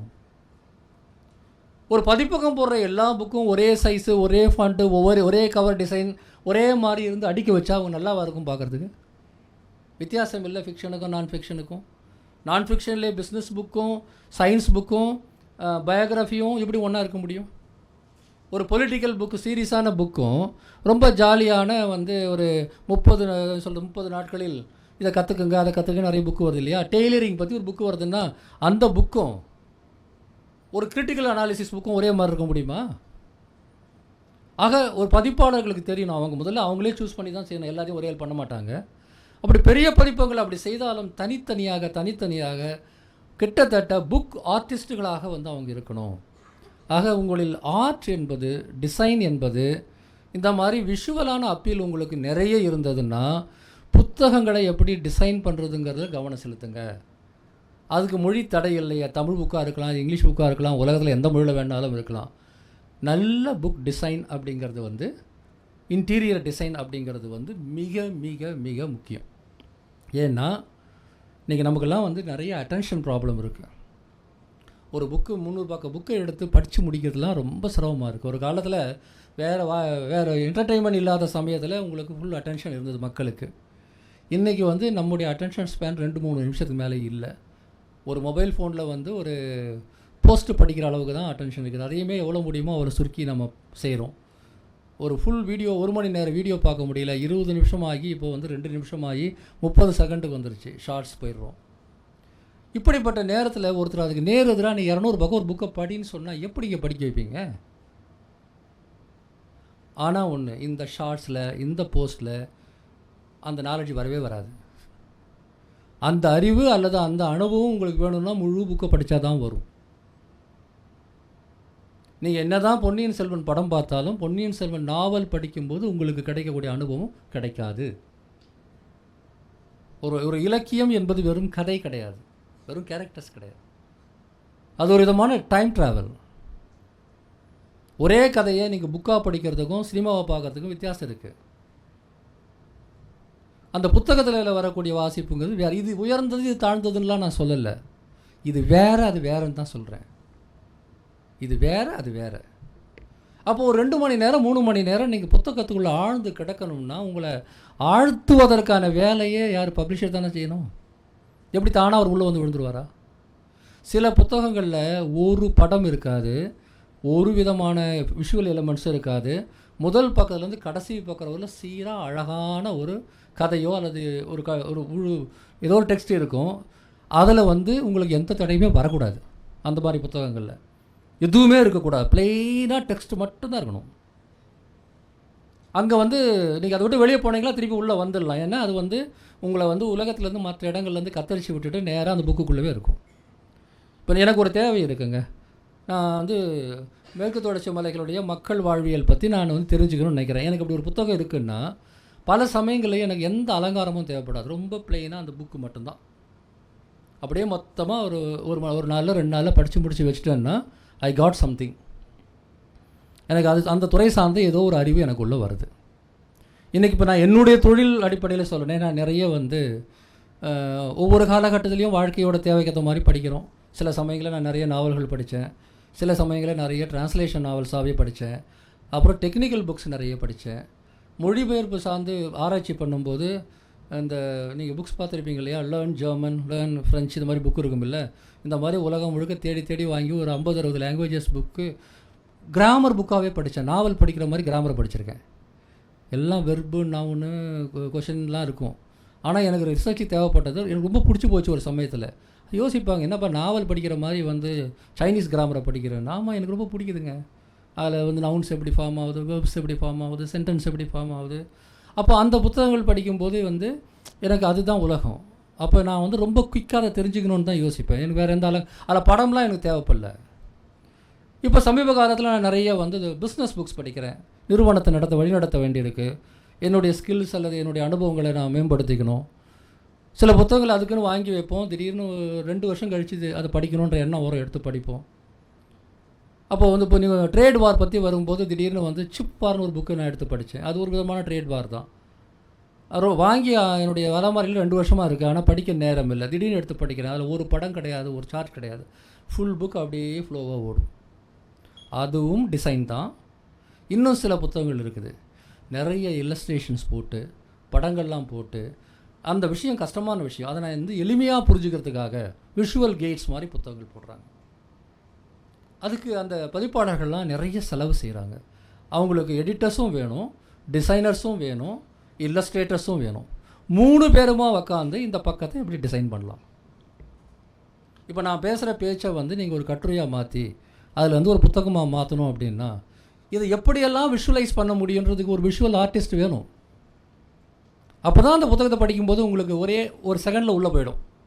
அதில் இருக்கிற கருத்து ஒரு செகண்டில் விஷுவலாக உள்ளே போயிடும். 10 பக்கம் படிக்க வேண்டியதை நீங்கள் ஒரு நிமிஷத்தில் புரிஞ்சுக்குவீங்க. இப்போ நான் இங்கே வரும்போது கூட ஒரு கேட்டாங்க, நீங்கள் பவர் பாயிண்ட் ப்ரெசன்டேஷன் ஏதாவது வச்சுருக்கீங்களான்னு. நான் பவர் பாயிண்ட் ப்ரெசன்டேஷனோடையே வாழ்கிற ஆள் தான் பிஸ்னஸில். ஆனால் இன்றைக்கி அது வேணான்னு முடிவு பண்ணேன். ஏன்னா பவர் பாயிண்ட் ப்ரெசன்டேஷனுடைய நோக்கம் 10 ஸ்லைட்ஸில் 20 நிமிஷத்தில் ஒரு விஷயத்தை சொல்லிட்டு போயிடணும். அதுதான் அந்த மீடியாவோட தன்மை. 10 ஸ்லைடு மேலே இருக்கக்கூடாது, 20 நிமிஷத்துக்கு மேலே இருக்கக்கூடாது, சொல்லிட்டு போயிடணும். ஆனால் உங்கள்கிட்ட நான் 1.5 மணி நேரம் பேசணும்னா ப்ளைன் புக் எதுவுமே எனக்கு வேணாம், நான் பேசுகிறேன் அவ்வளோதான். அப்புறம் உங்கள்கிட்ட உரையாடல் வச்சுக்கிறேன். ஸோ நம்முடைய நோக்கம்தான் வந்து நம்முடைய மீடியாவை தீர்மானிக்குது. அதே போலவே நம்முடைய புத்தகத்தினுடைய நோக்கம்தான் அதனுடைய டிசைனை தீர்மானிக்குது. அந்த இடத்துல மிகப்பெரிய வேலைவாய்ப்புகள் இருக்கிறது. இது வந்து நீங்கள் ஏஐ ஜெனரேட்டட் இமேஜ் யூஸ் பண்ணலாம், அல்லது ரியல் இமேஜ் யூஸ் பண்ணலாம், பென்சிலில் வரைஞ்சி ஸ்கேன் பண்ணலாம், என்ன வேணால் பண்ணுங்கள். ஆர்டிஸ்ட் ஸ்கில் இருந்தால் உங்களால் அது முடியும்.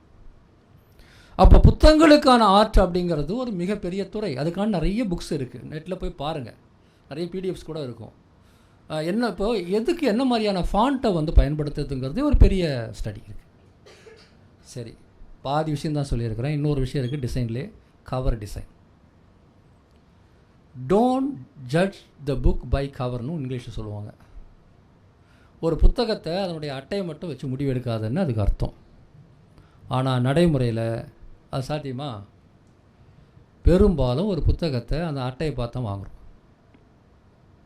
அதுக்குள்ளே அந்த கண்டென்ட் இருக்குதா இல்லையாங்கிறத வந்து ஃபுல்லாக உக்காந்துலாம் படித்து வாங்க முடியாது. ஏதோ நம்ம ஒரு நேரடியாக ஒரு புக் ஸ்டோருக்கு போனாலும் கூட ஒரு புக் எடுத்து புரட்டி பார்த்து ஓகே நல்லா இருக்குன்னு வாங்கலாம். அமேசானில் போய் என்ன பண்ணுவீங்க? அவங்களும் கொடுத்துருப்பான் டேபிள் ஆஃப் கண்டென்ட்லாம். யாருக்கு பொறுமை இருக்குது?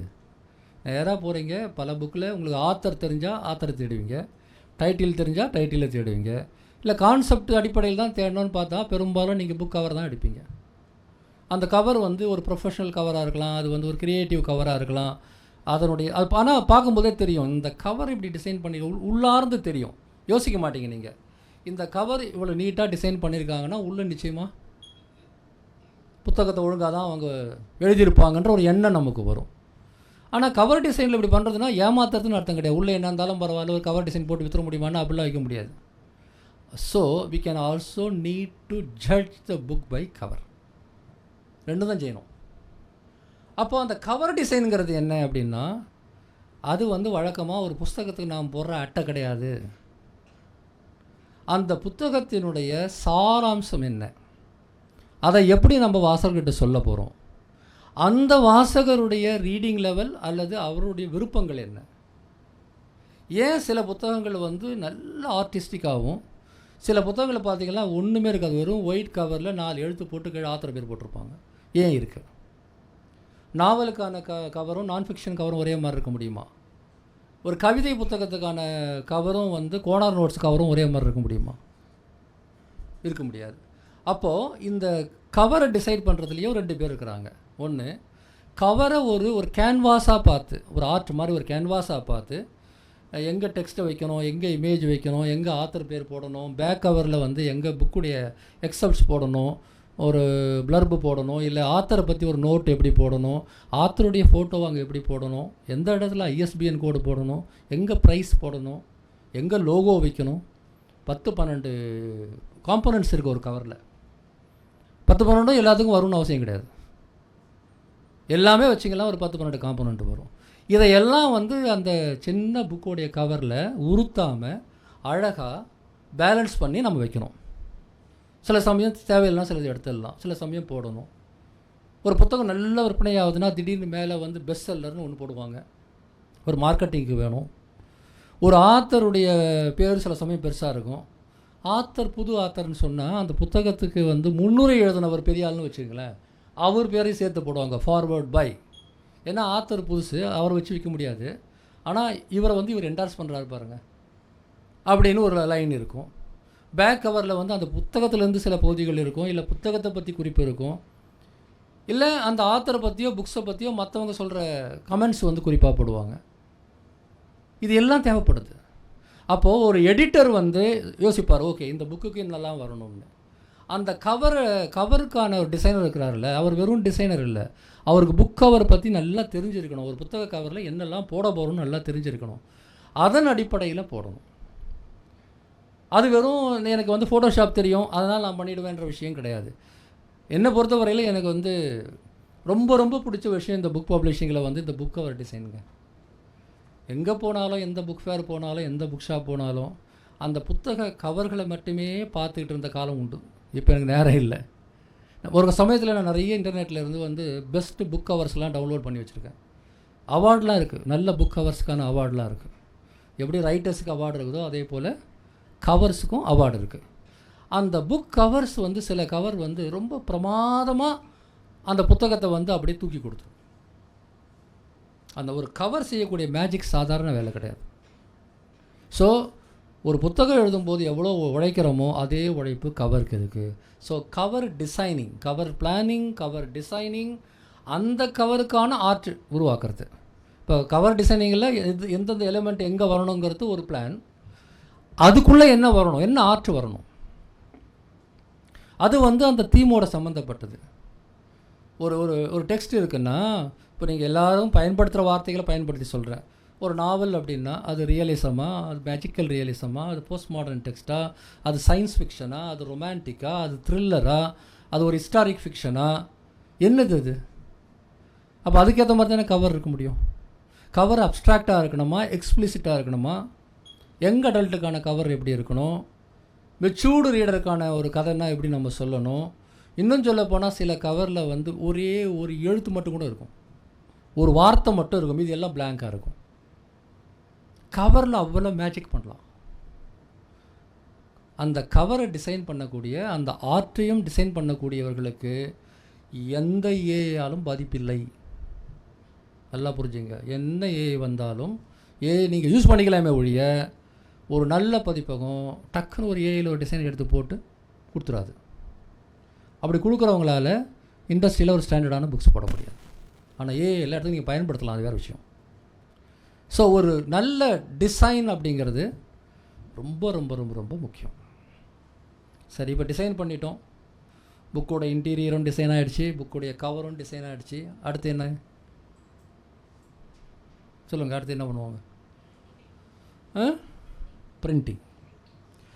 நான் வந்து பிரிண்டிங் ரிலேட்டடான டெக்னிக்கல் ஜாப்ஸ்க்கு போகல, அது வந்து பிரிண்டிங் டெக்னாலஜி பண்ணுறவங்க வேலை இல்லையா. ஆனால் பப்ளிஷிங்குள்ளே வந்து பிரிண்ட் ரிலேட்டடான ஒரு முக்கியமான பணி இருக்குது.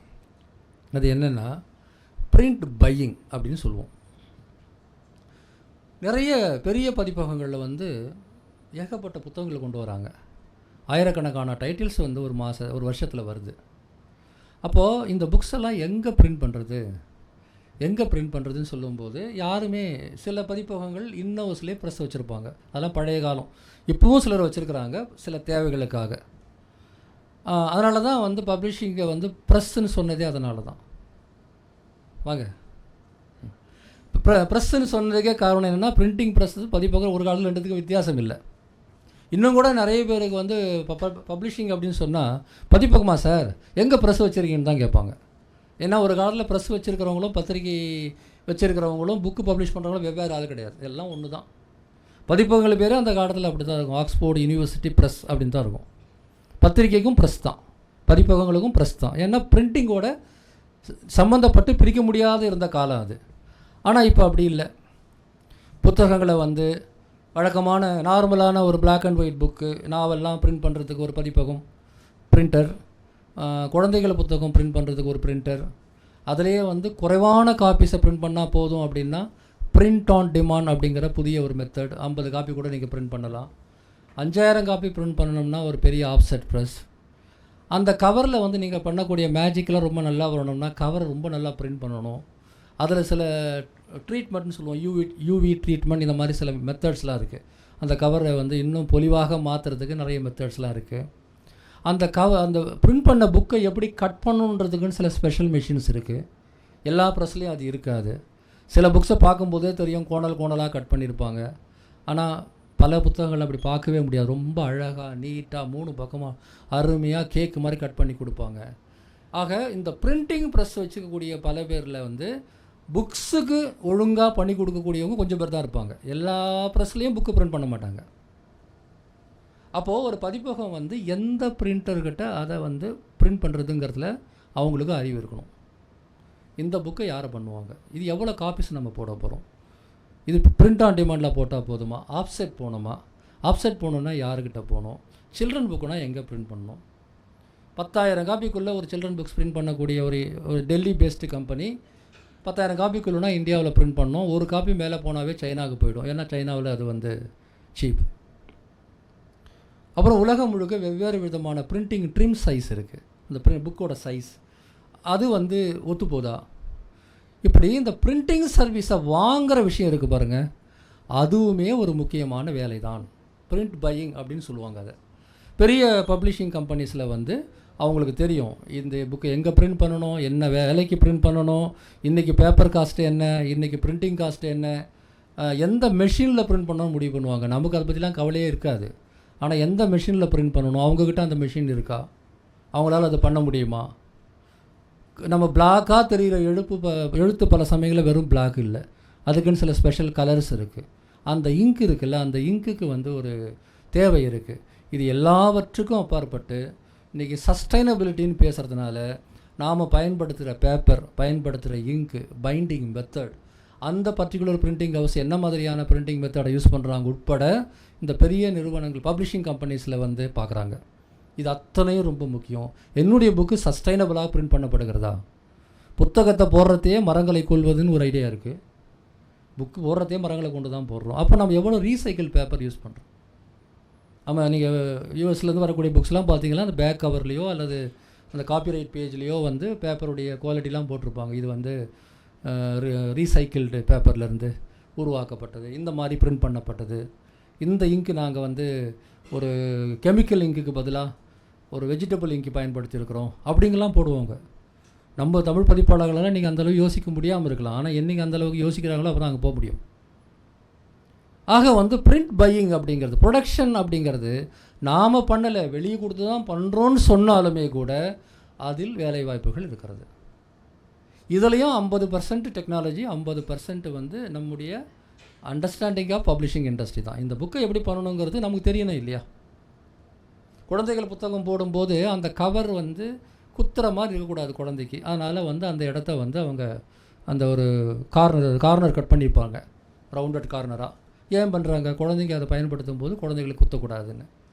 இன்னும் சொல்ல போனால் சில குழந்தைகள் புத்தகங்களுக்குன்னே தனியாக அட்டைகள் வருது, துணியை வந்து கவராக போட்டு கூட பிரிண்ட் பண்ணுறாங்க, குழந்தைங்க கை உறுத்தக்கூடாது அப்படின்னு.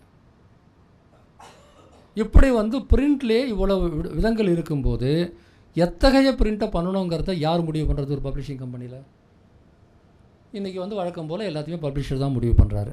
ஆனால் அதில் வாய்ப்புகள் என்ன இருக்குது, உங்களுக்கு அந்த விஷயங்களில் ஆர்வம் இருந்தால் அது பார்க்கணும். சரி, இவ்வளோ நேரம் நான் பேசுறது எல்லாமே பிரிண்ட் புக்ஸ். ஆனால் பிரிண்ட் புக்ஸ் மட்டுமா மார்க்கெட்டில் இருக்குது? வேறு என்ன இருக்குது? இ புக்ஸு, ஆடியோ புக்ஸ்.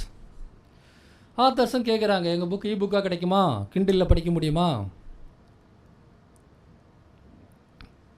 ஆடியோ புக்ஸாக கிடைக்குமா அப்படின்னு கேட்குறாங்க. பப்ளிஷ் பண்ணும்போது இ புக்காகவும் ஆடியோ புக்காகவும் பப்ளிஷ் பண்ணணும்னா எப்படி வந்து பிரிண்டர்ஸ் இருக்கிறாங்களோ அதே போல் இ புக்குக்கு வந்து இ புக் க்ரியேட் பண்ணக்கூடிய கம்பெனிஸ் இருக்குது, பப்ளிஷிங் சர்வீசஸ் கம்பெனி.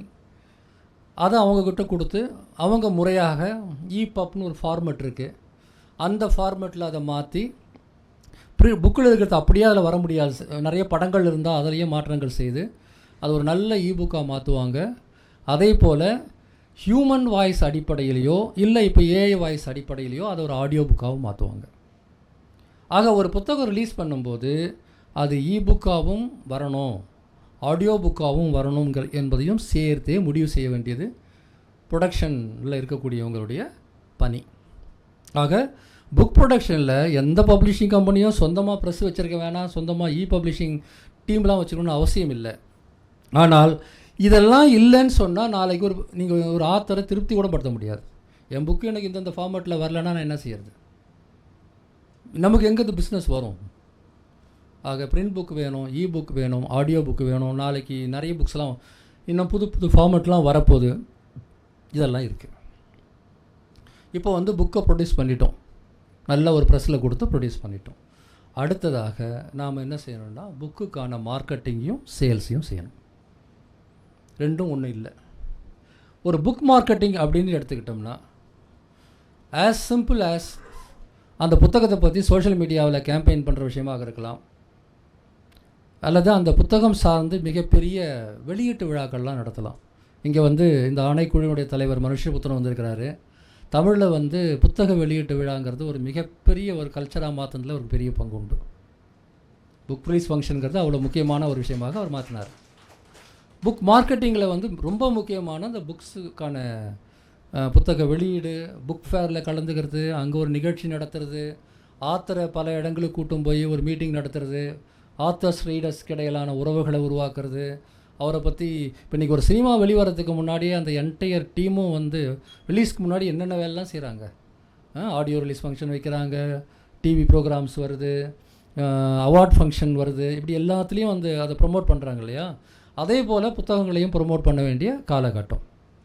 ஆக புக் மார்க்கெட்டிங் அப்படிங்கிறது மிக முக்கியமான ஒரு துறை. இப்போ உங்களில் மார்க்கெட்டிங்கில் ஆர்வம் இருந்து மார்க்கெட்டிங், இன்ஃப்ளூயன்சிங், சோஷியல் இன்ஃப்ளூயன்சர் மாதிரி இன்ஃப்ளூயன்சிங், மீடியா, பப்ளிக் ரிலேஷன்ஸ், இந்த மாதிரியான விஷயங்கள் ஆர்வம் உடையவர்களுக்கு வந்து பப்ளிஷிங் இண்டஸ்ட்ரியில் இருக்கக்கூடிய மிகப்பெரிய ஒரு வாய்ப்புங்கிறது வந்து இந்த புக் மார்க்கெட்டிங். இன்னும் சொல்லப்போனால் இப்போ செல்ஃப் பப்ளிஷிங் ஒரு கான்செப்ட் வந்திருக்கு. பதிப்பகத்துக்கே போகாமல் சொந்தமாகவே வந்து பணம் கொடுத்து புக்ஸை வெளியிடக்கூடிய செல்ஃப் பப்ளிஷிங் கம்பெனிஸும் இருக்கிறது. அது முழுக்க முழுக்க புக் மார்க்கெட்டிங் கான்செப்டில் தான் வேலை செய்யுது. இப்போ நீங்கள் ஒரு குறிப்பிட்ட துறையில் நிபுணர், உங்கள் புத்தகத்தினுடைய மேனுஸ்கிரிப்டை வந்து நீங்கள் பதிப்பகங்களுக்கு அனுப்புகிறீங்க. பெரும்பாலுமான பதிப்பகங்கள் வந்து அதை ஏற்றுக்கலை. பல காரணம் இருக்கலாம், நீங்கள் நல்லா கூட எழுதியிருக்கலாம். ஆனால் இந்த புக்கை நான் யார்கிட்ட விற்கிறதுன்னு அந்த பதிப்பகத்துக்கு வந்து குழப்பம் இருக்கலாம். அப்போ என்ன செய்வாங்கன்னா அவங்க செல்ஃப் பப்ளிஷிங்கில் போயிட்டு அவங்களே புக்ஸை வந்து பணம் கொடுத்து பப்ளிஷ் பண்ணி அந்த காப்பீஸை வாங்குவாங்க. பெரும்பாலும் வந்து கன்சல்டன்ட்ஸ், எக்ஸ்பர்ட்ஸ், இவங்களுக்கெல்லாம் புத்தகங்கள் வந்து ஒரு மார்க்கெட்டிங் டூலாக தேவைப்படுது. இல்லை வந்து ஒரு ஒரு ஒரு ட்ரஸ்ட் இருக்கும், ஒரு யூனிவர்சிட்டி இருக்கும், ஒரு காலேஜ் இருக்கும். அவங்க சில புத்தகங்களை வெளியிடணும்னு நினைப்பாங்க. அவங்களுக்கு வந்து பிஸ்னஸ் புக்கு விற்று பணம் வரணுன்றது நோக்கமாக இருக்காது. ஆனால் அந்த புத்தகத்தின் மூலமாக வரக்கூடிய ஒரு பிரபலத்தன்மை அவங்களுக்கு உதவும். ஒரு நல்ல டாக்டர்னு வச்சுக்கோங்களேன், அந்த டாக்டர் வந்து ஒரு தன்னுடைய ப்ரமோஷனுக்காக ஒரு புத்தகத்தை எழுதி இந்த மாதிரி செல்ஃப் பப்ளிஷிங் கம்பெனி மூலமாக பப்ளிஷ் பண்ணி அவர் ஹாஸ்பிட்டலில் வச்சே விற்றுருவார், இல்லை ஃப்ரீயாக கூட கொடுப்பார். அதுவும் பப்ளிஷிங் தான், செல்ஃப் பப்ளிஷிங். அப்போ அந்த செல்ஃப் பப்ளிஷிங் கம்பெனிஸ் வரும்போது அவங்க புத்தகத்தை ப்ரமோட் பண்ணுறதுக்கான ஒரே வழி இந்த மாதிரியான புக் ப்ரமோஷன் ஆக்டிவிட்டீஸ். குறைஞ்சபட்சம் ஒரு 20-25 ஆக்டிவிட்டீஸ் இருக்குது, இன்டர்நெட்டில் தேடி பாருங்கள். ஆக உங்களுக்கு மார்க்கெட்டிங் சைடு, மீடியா சைடு, இந்த மாதிரி வந்து எல்லோரோடு பழகுவதற்கும் பல விஷயங்களை வந்து பிரமாதமாக அடுத்த லெவலில் கொண்டு போய் சேர்க்கலாம் அப்படின்னு நீங்கள் நினச்சிங்கன்னா புக் மார்க்கெட்டிங்கில் வாய்ப்புகள் இருக்குது. அதுக்கப்புறம் புக் சேல்ஸ். பொதுவாக நம்ம பப்ளிஷிங் இண்டஸ்ட்ரியில் சேல்ஸுங்கிறது கிட்டத்தட்ட ஒரு கெட்ட வார்த்தை மாதிரி கூட இருக்குது பல சமயம். அதை வந்து நம்ம புக் சேல்ஸ் அப்படிங்கிறது கடைகளுக்கு புத்தகம் கொடுக்குற விஷயமாகவும், புத்தகத்தை கொடுத்துட்டு அவங்ககிட்டருந்து பணம் வாங்கிறதுக்காக போராடக்கூடிய போராட்டமாகவும் மட்டுமே நம்ம அனுபவிச்சிருக்கிறோம் நிறைய. ஆனால் புக் சேல்ஸ் அப்படிங்கிறது அது மட்டும்தானா அப்படின்னா இல்லை. புக் சேல்ஸ் அப்படிங்கிறது வந்து என்ன அப்படின்னா, உங்கள் புத்தகத்தோட தன்மையை பொறுத்து ரீட்டெயிலிங்கில், ஆன்லைனில், உங்கள் சொந்த வெப்சைட்டில், அப்படி இல்லைனா அமேசான் போன்ற வெப்சைட்ஸில், அப்புறம் இப்போ தமிழில் எடுத்துக்கிட்டிங்கன்னா தமிழ்லேயே 10-15 தமிழ் புத்தகங்களுக்கான ஆன்லைன் போர்ட்டல்ஸ் இருக்குது, காமன் ஃபோக் இருக்குது, இந்த மாதிரி பல போர்ட்டல்ஸ் இருக்குது அங்கே. அப்புறம் புக் ஃபேரில் இன்றைக்கி வந்து கடந்த சில ஆண்டுகளில் மிகப்பெரிய மாற்றம் தமிழ் பப்ளிஷிங் வேர்ல்டில் என்னென்னா, இந்த அரசாங்கம் நடத்தக்கூடிய சர்வதேச புத்தக கண்காட்சியும் ஒவ்வொரு மாவட்டத்திலையும் நடத்தக்கூடிய மாவட்ட புத்தக கண்காட்சியும். அந்த மாதிரியான ஆப்பர்ச்சுனிட்டிஸ்லாம் இதுக்கு முன்னாடி இருந்தது கிடையாது. இப்போ உலகம் முழுக்கவே எடுத்துக்கோம், நம்ம எல்லா இடங்களையுமே எடுத்துக்கோமே. இந்த புக் ஃபேர்ஸ் அப்படிங்கிறது, அந்த புக் ஃபேரில் வந்து எப்படி ஸ்டால் போடணும், எப்படி அட்ராக்ட் பண்ணணும், எப்படி புத்தகங்களை விற்கணும், இல்லை புத்தகங்களுக்கான ரைட்ஸ் விற்கணும் அப்படிங்கிற விஷயங்கள். அதன் பிறகு வந்து இன்ஸ்டிடியூஷனல் சேல்ஸ். நம்முடைய புத்தகம் வந்து ஸ்கூல்ஸில் விற்பனையாகுமா, காலேஜஸில் விற்பனையாகுமா, அப்புறம் பல பிஸ்னஸ் புக்ஸ் வந்து கம்பெனிஸில் விற்பனையாகும், பல்காக வாங்குவாங்க. உதாரணமாக நீங்கள் வந்து ஃபினான்ஸ் மேனேஜ்மெண்ட் ஃபார் மேனேஜர்ஸ் அப்படின்னு ஒரு புக் வருதுன்னு சொன்னால் வெளியே அந்த புக்கு இருக்கிறதே தெரியாது. ஆனால் வந்து ஸ்டேட் பேங்க் ஆஃப் இந்தியாவில் 10,000 காப்பி ஆர்டர் பண்ணியிருப்போம். அங்கே ஒவ்வொரு மேனேஜருக்கும் ஒரு காப்பி கொடுப்பான். அவன் படிக்கிறானோ இல்லையோ. இன்ஸ்டிடியூஷனல் சேல்ஸுங்கிறது ரொம்ப பெரிய ஒரு சேல். இது எல்லாம் சேர்த்து தான் சேல்ஸ். பல நாடுகளில் மிக அற்புதமாக நடத்தப்படும் இன்டர்நேஷ்னல் புக் ஃபேரில் கலந்துக்கிட்டு நம்முடைய ரைட்ஸையோ அல்லது புக்ஸையோ விற்பனை செய்வதும் சேல்ஸ் தான். ஒரு நிகழ்ச்சி நடக்குதுன்னா இந்த இடத்துல ஒரு டேபிள் போட்டு இந்த நிகழ்ச்சி சம்மந்தமான 20 புத்தகத்தை வச்சு ஒருத்தர் விற்பனை செய்கிறாருல்ல, அதுவும் சேல்ஸ் தான். ஆன்லைன், ஆஃப்லைன், டிஜிட்டல் சேல்ஸ், எங்கெங்கெல்லாம் நம்ம இன்டகிரேட் பண்ண முடியும், எப்படியெல்லாம் நம்ம ப்ரொமோட் பண்ண முடியுன்றதை பார்த்து, ஏன்னா அந்த சேல்ஸ்க்காகத்தான் இத்தனை வேலைகளையும் நம்ம செய்கிறோம்.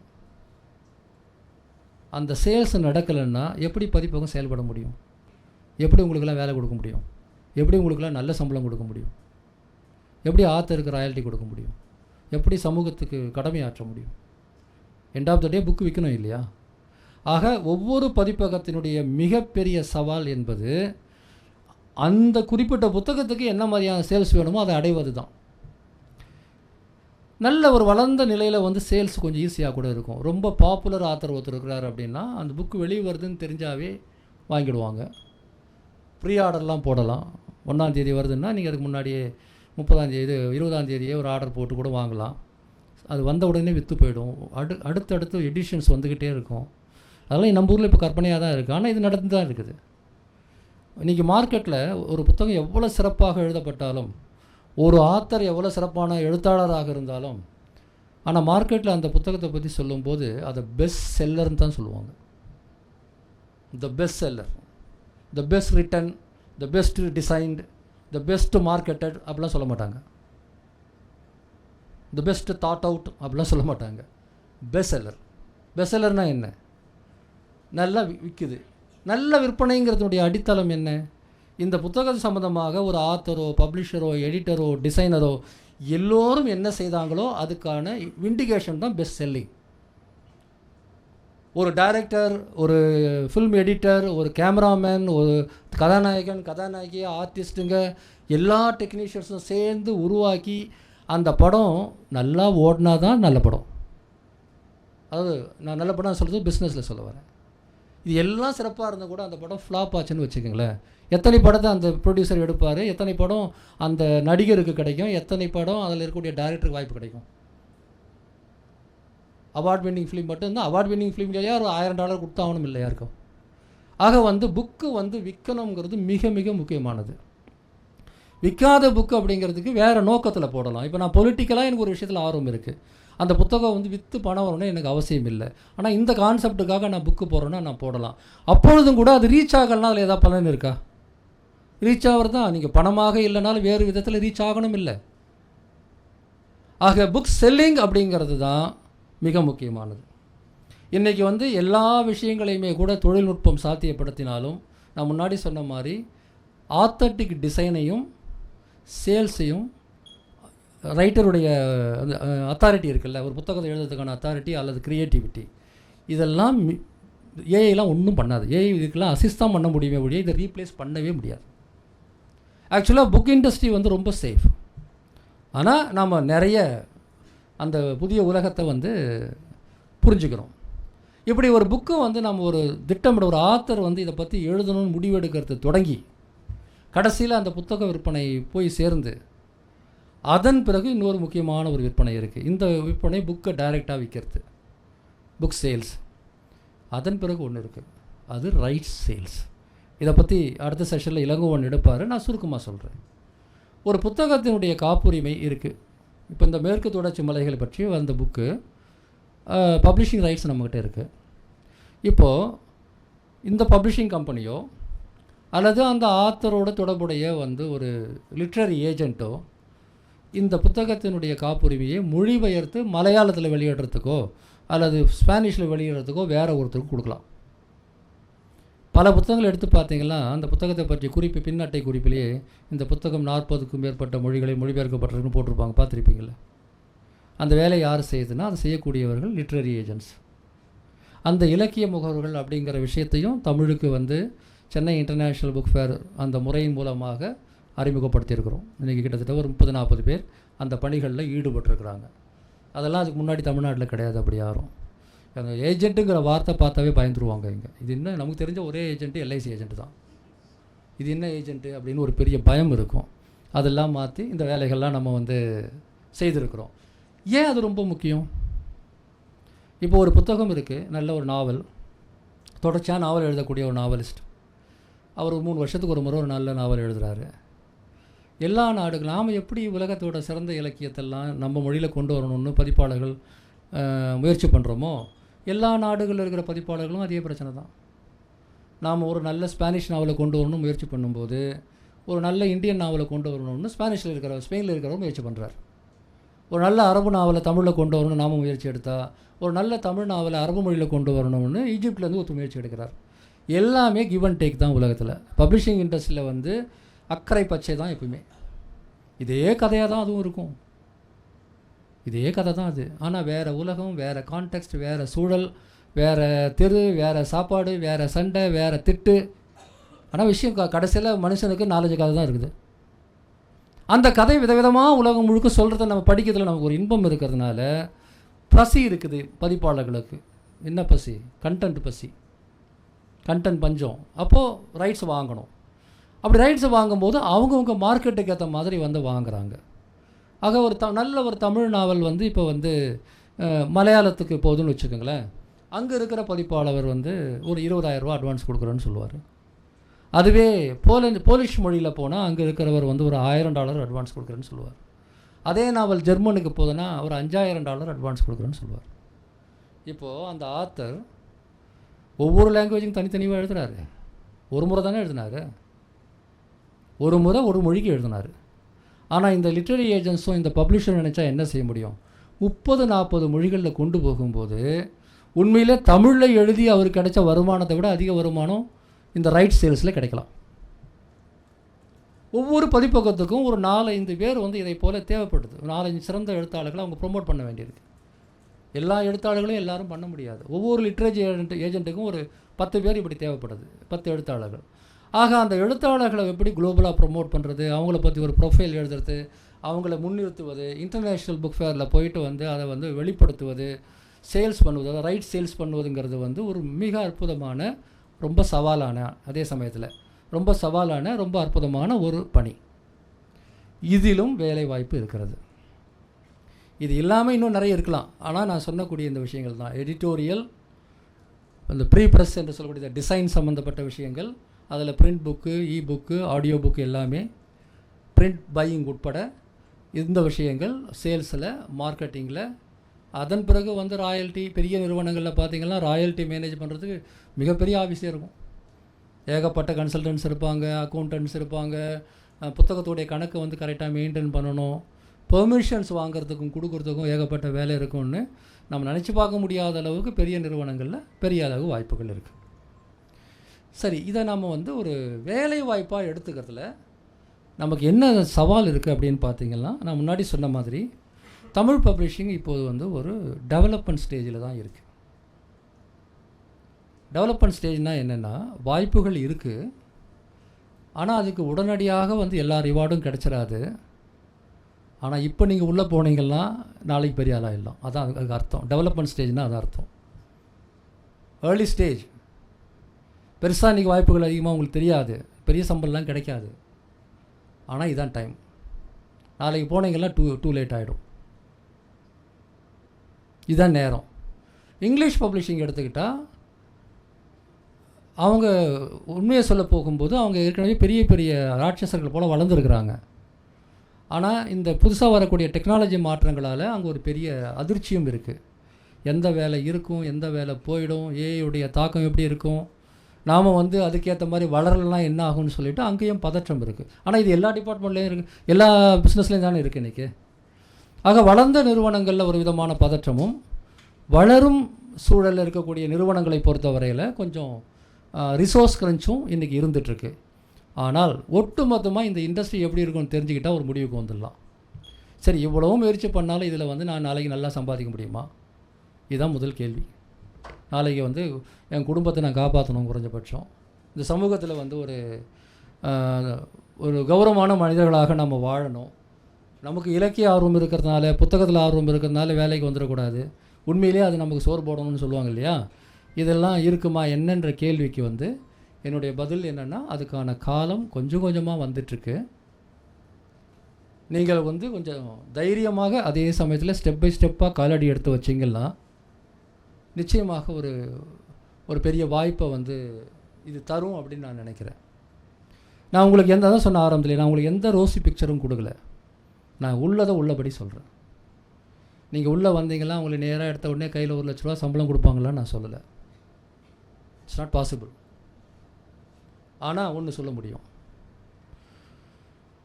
எந்த மாற்றங்கள் நடந்தாலும் நடக்கலனாலும் உலகத்தில் இருக்கக்கூடிய ஒவ்வொரு துறையும் ஆர்டிஃபிஷியல் இன்டெலிஜென்ஸால் மாற்றத்துக்கு உள்ளாகிற இந்த நேரத்தில் பப்ளிஷிங் கம்பேரிட்டிவ்லி சேஃப் இண்டஸ்ட்ரி.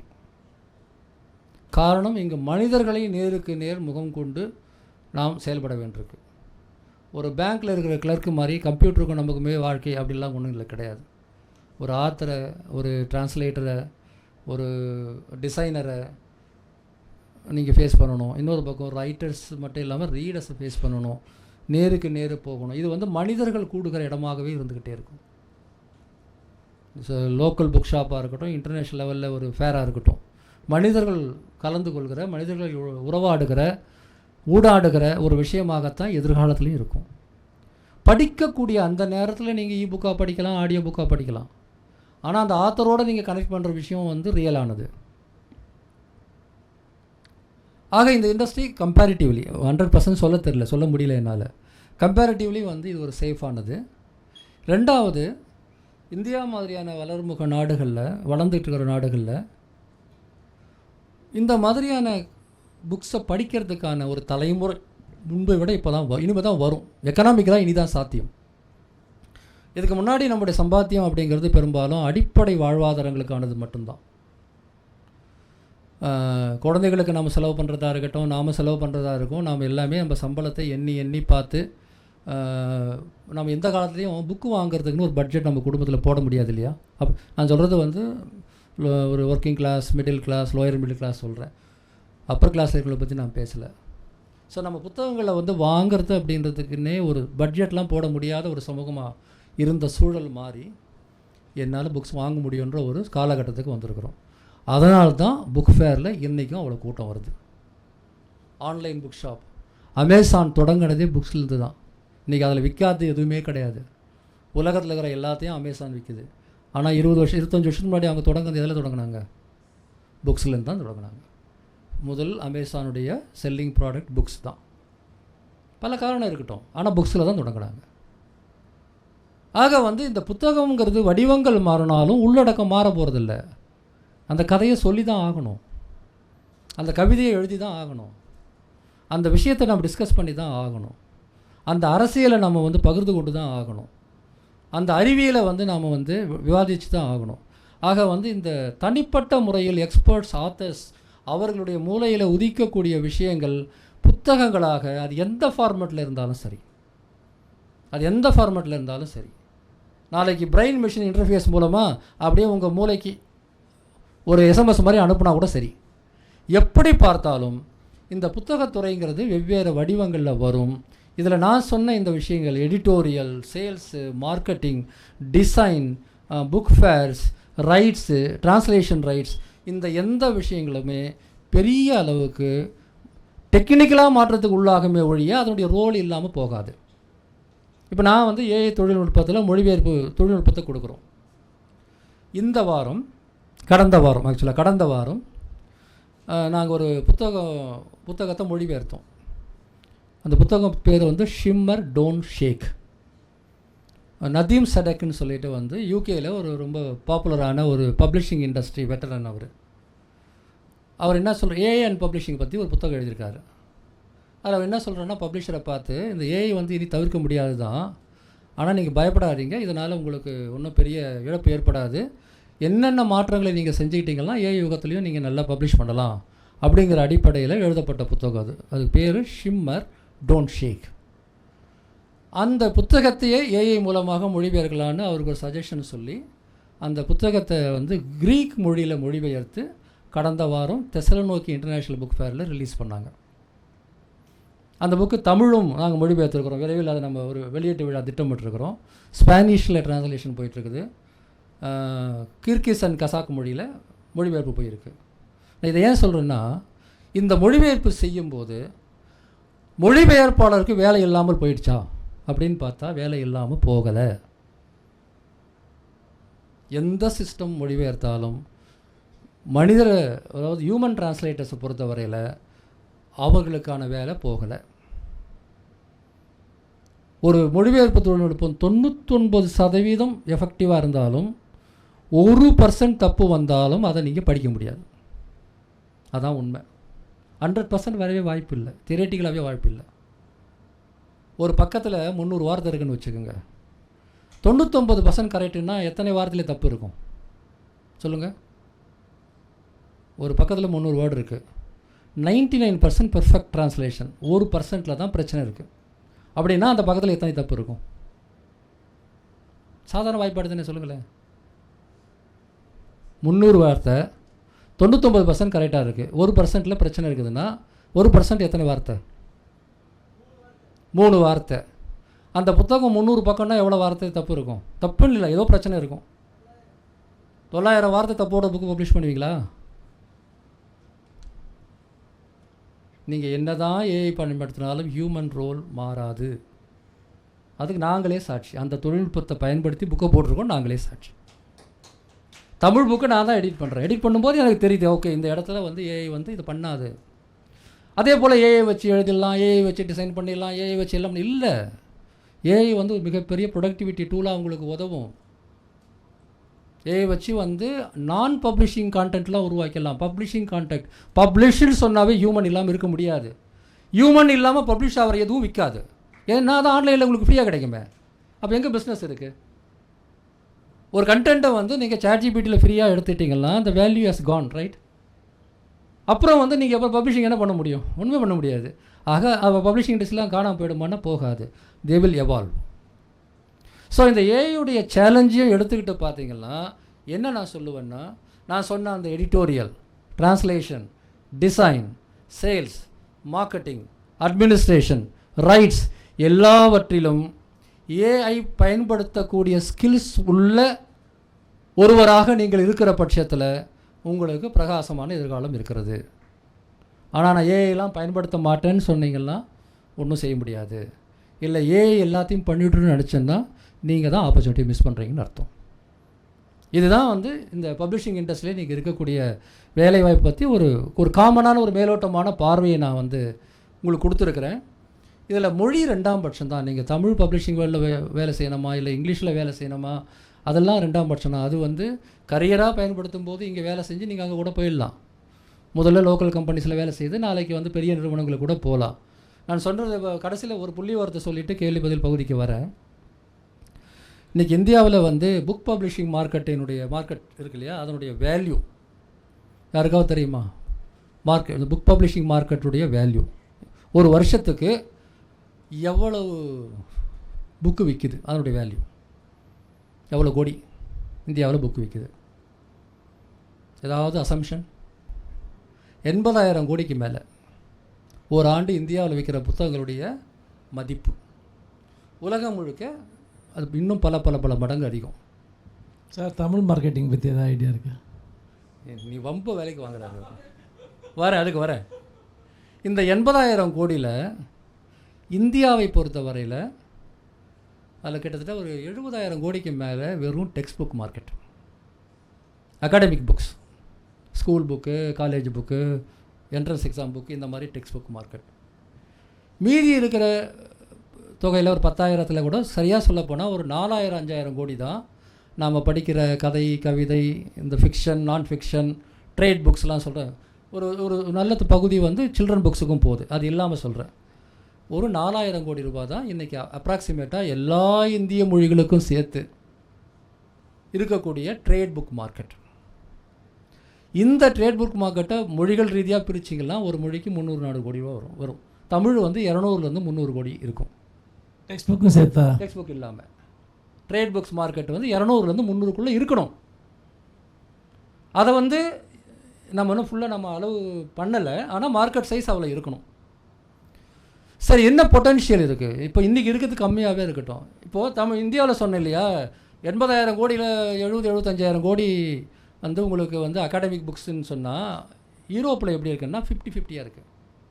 என்ன நம்பரோ இருக்கட்டுமே, பாதி அகாடமிக், மீதி பாதி வந்து ஃபிக்ஷன், நான் ஃபிக்ஷன்லாம் வருது. பல நாடுகளில் வந்து 60% கூட வந்து ட்ரேட் புக்ஸ் இருக்குது. நான் இவ்வளோ காலம் இப்போ நம்ம பேசிகிட்டு இருக்கலாம் ட்ரேட் புக்ஸ் பற்றி தான் பேசுகிறோம். ட்ரேட் புக்ஸ்னு சொல்லுவோம். இந்த கதை, சுய முன்னேற்ற புத்தகங்கள், அரசியல் புத்தகங்கள், இதெல்லாம் ட்ரேட் புக்ஸ்னு சொல்லுவோம். அகாடமிக் புக்ஸ் அப்படிங்கிறது முழுக்க ஸ்கூல், காலேஜ்.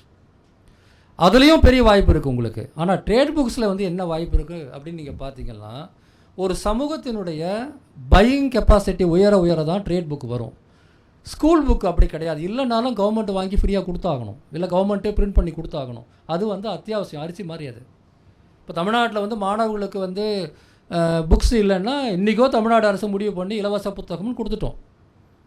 ஏன் அதை செய்கிறோம்? இப்போ தமிழ்நாடு டெக்ஸ்ட் புக் கார்பரேஷன் எவ்வளோ புத்தகங்களை கிட்டத்தட்ட மலிவு விலையில் உங்களுக்கு போட்டு தராங்க. ஏன்னா அது வந்து வாழ்வாதாரத்தின் அடிப்படைங்கிறதுனால அது அரசாங்கத்தின் பணியாக மாறிடுச்சு. பல புத்தகங்கள் இன்றைக்கி ஃப்ரீயாக கிடையாது. என்சிஆர்டி புக்ஸ் எல்லாம் பிடிஎஃப் நீங்கள் எடுத்துக்கலாம், காப்பிரைட் இருந்தாலும். இன்னும் சொல்ல போனால் ஓப்பன் எஜுகேஷன் அப்படிங்கிற புது கான்செப்டில் எல்லா துறைகளுக்கும் ஃப்ரீ டெக்ஸ்ட் புக் இன்றைக்கி ஆன்லைனில் வந்துருச்சு. அப்படி இருந்தும் கூட இவ்வளோ 1000 கோடிக்கு புக்கு விற்கிது. அப்படி இருந்தும் கூட. அப்போது இது ட்ரேட் புக்ஸுக்கு வருமா? வரும். ஆனால் ஒரு நிபந்தனை இருக்குது. இந்த நிபந்தனை பற்றி பேசுகிறதுக்கு தான் 1.5 மணி நேரமாக உங்கள்கிட்ட பேசிகிட்டு இருக்கிறேன். மனம் திறந்து நான் இதை பேசுகிறேன். நான் வந்து மனுஷபுத்திரன் இருக்கிறதுனால இதை ஓப்பனாக நான் பேசணும். பப்ளிஷராக எங்களுக்கு என்ன பிரச்சனை தெரியுங்களா? நான் 3 நிறுவனம் நடத்துகிறேங்க. ஒரு சாஃப்ட்வேர் கம்பெனி, ஒரு டிரான்ஸ்லேஷன் கம்பெனி, ஒரு பப்ளிஷிங் கம்பெனி. ஐலேசாங்கிறது சாஃப்ட்வேர் கம்பெனி, லேண்ட்ஸ்கேப் அப்படிங்கிறது டிரான்ஸ்லேஷன் கம்பெனி, சர்வீசஸ் கம்பெனி. 60 மொழிகளுக்கு மேலே டிரான்ஸ்லேட் பண்ணுறோம். ஆழிப்பதிப்பகங்கிறது பப்ளிஷிங் கம்பெனி. நான் வந்து என்னுடைய சாஃப்ட்வேர் கம்பெனிக்கும் இப்போ நாங்கள் பேரலைன்னு ஒரு யூடியூப் சேனல் நடத்துகிறோம். அதை நீங்கள் ஆழியோடு சேர்த்துக்கலாம், பப்ளிஷிங்கில் கூட சேர்த்துக்கலாம். இந்த விஷயங்களில் வந்து எங்களுக்கு ப்ரொஃபஷனல்ஸ் வந்து நாங்கள் ஹையர் பண்ணும்போது, ஒரு சாஃப்ட்வேர் கம்பெனிக்கோ அல்லது சர்வீசஸ் கம்பெனிக்கோ பண்ணும்போது கொஞ்சம் ட்ரைனிங் கொடுத்தா போதும், அவங்க அழகாக வந்து அந்த வேலையை செய்ய ஆரம்பிச்சிடுறாங்க.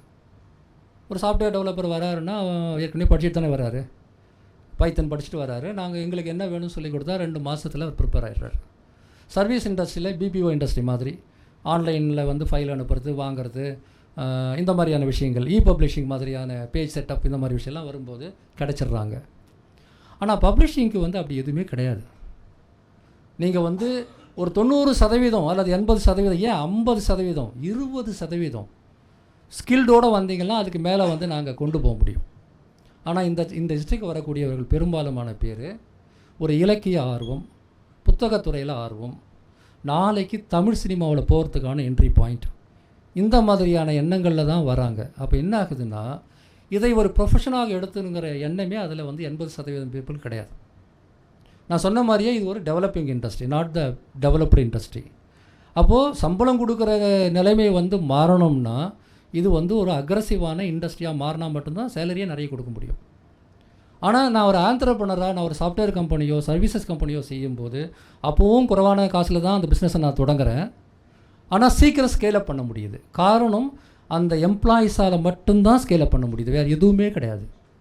அவங்க ஸ்கில் தான் வந்து அந்த ப்ராடக்டையோ அல்லது சர்வீஸையோ முடிச்சு கொடுக்க வைக்குது. ஆனால் பப்ளிஷிங் வரும்போது 2 தரப்புலையுமே பிரச்சனை இருக்குது. ஆனால் அந்த பிரச்சனையை என்றைக்குமே பப்ளிஷர்ஸ் மட்டுமே தீர்க்க முடியாது. நீங்கள் இந்த ப்ரொஃபஷனுக்கு வரணும்னு நீங்கள் நினச்சிங்களா, உங்களுக்கு ஒரு கரியர் கோல் இருக்கணும். அந்த கரியர் கோல் தமிழ் சினிமா எடுக்கிறதா இருந்ததுன்னா தயவுசெய்து நேராக அங்கே போயிடுங்க. இது வந்து தப்பான வழி. வெறும் இலக்கிய ஆர்வம் இருக்குன்னா லைப்ரரிக்கு போங்க. இந்த லைப்ரரி தான், லைப்ரரியில் இருந்துங்க. ப்ரொஃபஷனலாக ஆகணும்னு என்று நினைத்தால் மட்டும்தான் உங்களால் கம்பெனிக்கு பலன், கம்பெனியால் உங்களுக்கு பலன். ஒருத்தரை ஹையர் பண்ணிவிட்டு வருஷ கணக்கில் ட்ரெயின் பண்ணாலும் கூட அவர் வந்து அதை ஒரு ப்ரொஃபஷனாக எடுத்துக்கலன்னு வச்சுக்கோங்களேன், எந்த கம்பெனி ப்ராஸ்பர் ஆகுங்க? இந்த நிலைமை ஒரு சாஃப்ட்வேர் கம்பெனிலையோ ஒரு பேங்க்லேயோ கவர்மெண்ட் ஆஃபீஸ்லையோ இருந்தால் ஒத்துக்குமா? ஒத்துக்க மாட்டேன் இல்லையா?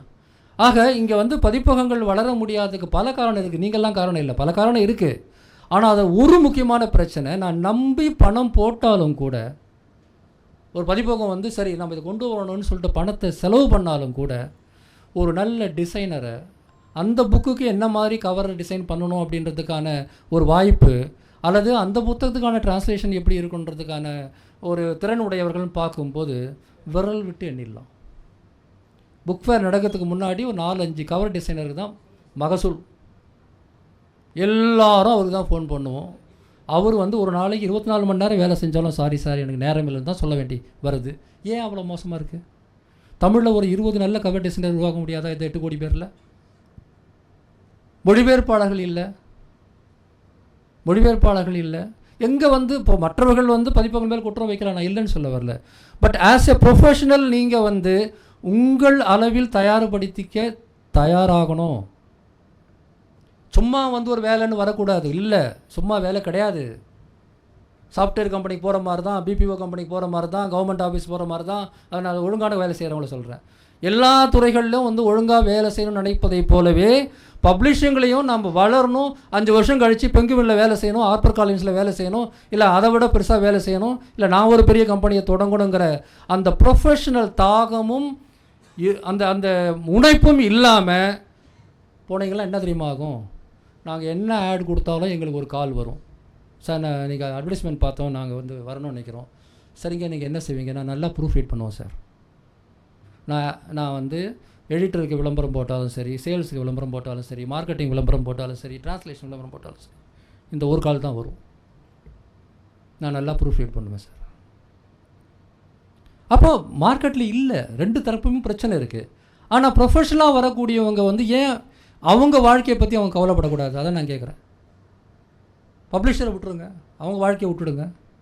நாட்டுடைமையாக்கப்பட்ட புக்கே போட்டு கூட நாங்கள் வந்து பழச்சிக்கிறோம். பப்ளிஷிங் இண்டஸ்ட்ரியில் வரணும்னு நினைக்கிறவங்க என்ன ப்ரொஃபஷனல் தேவைகளை நிறைவேற்றணும்னு புரிஞ்சு வச்சுருக்கீங்களா? இது உங்கள் பிரச்சனை. நான் சொன்ன இந்த editorial, design, sales, marketing, rights, இந்த விஷயங்கள் எதுவுமே சாதாரண வேலைக்கு கிடையாது. அது வளர்கிற பட்சத்தில் அதுக்கு நல்ல சம்பளம் கிடைக்கும். பெரிய போட்டி கிடையாது உங்களுக்கு. நான் இங்கேருந்து ஒரு 5 ஸ்கொயர் கிலோமீட்டர் இங்கேருந்து ஒரு ரேடியஸ் போட்டேன்னு வச்சுங்களேன், இந்த பாயிண்ட்லேருந்து. இதில் ஒரு 5000 பைத்தன் ப்ரோக்ராமர்ஸ் இருப்பாங்க. ஆனால் ஒரே ஒரு எடிட்டர் இருக்க மாட்டார். இது பெரிய டிமாண்ட் உள்ள துறை தான்.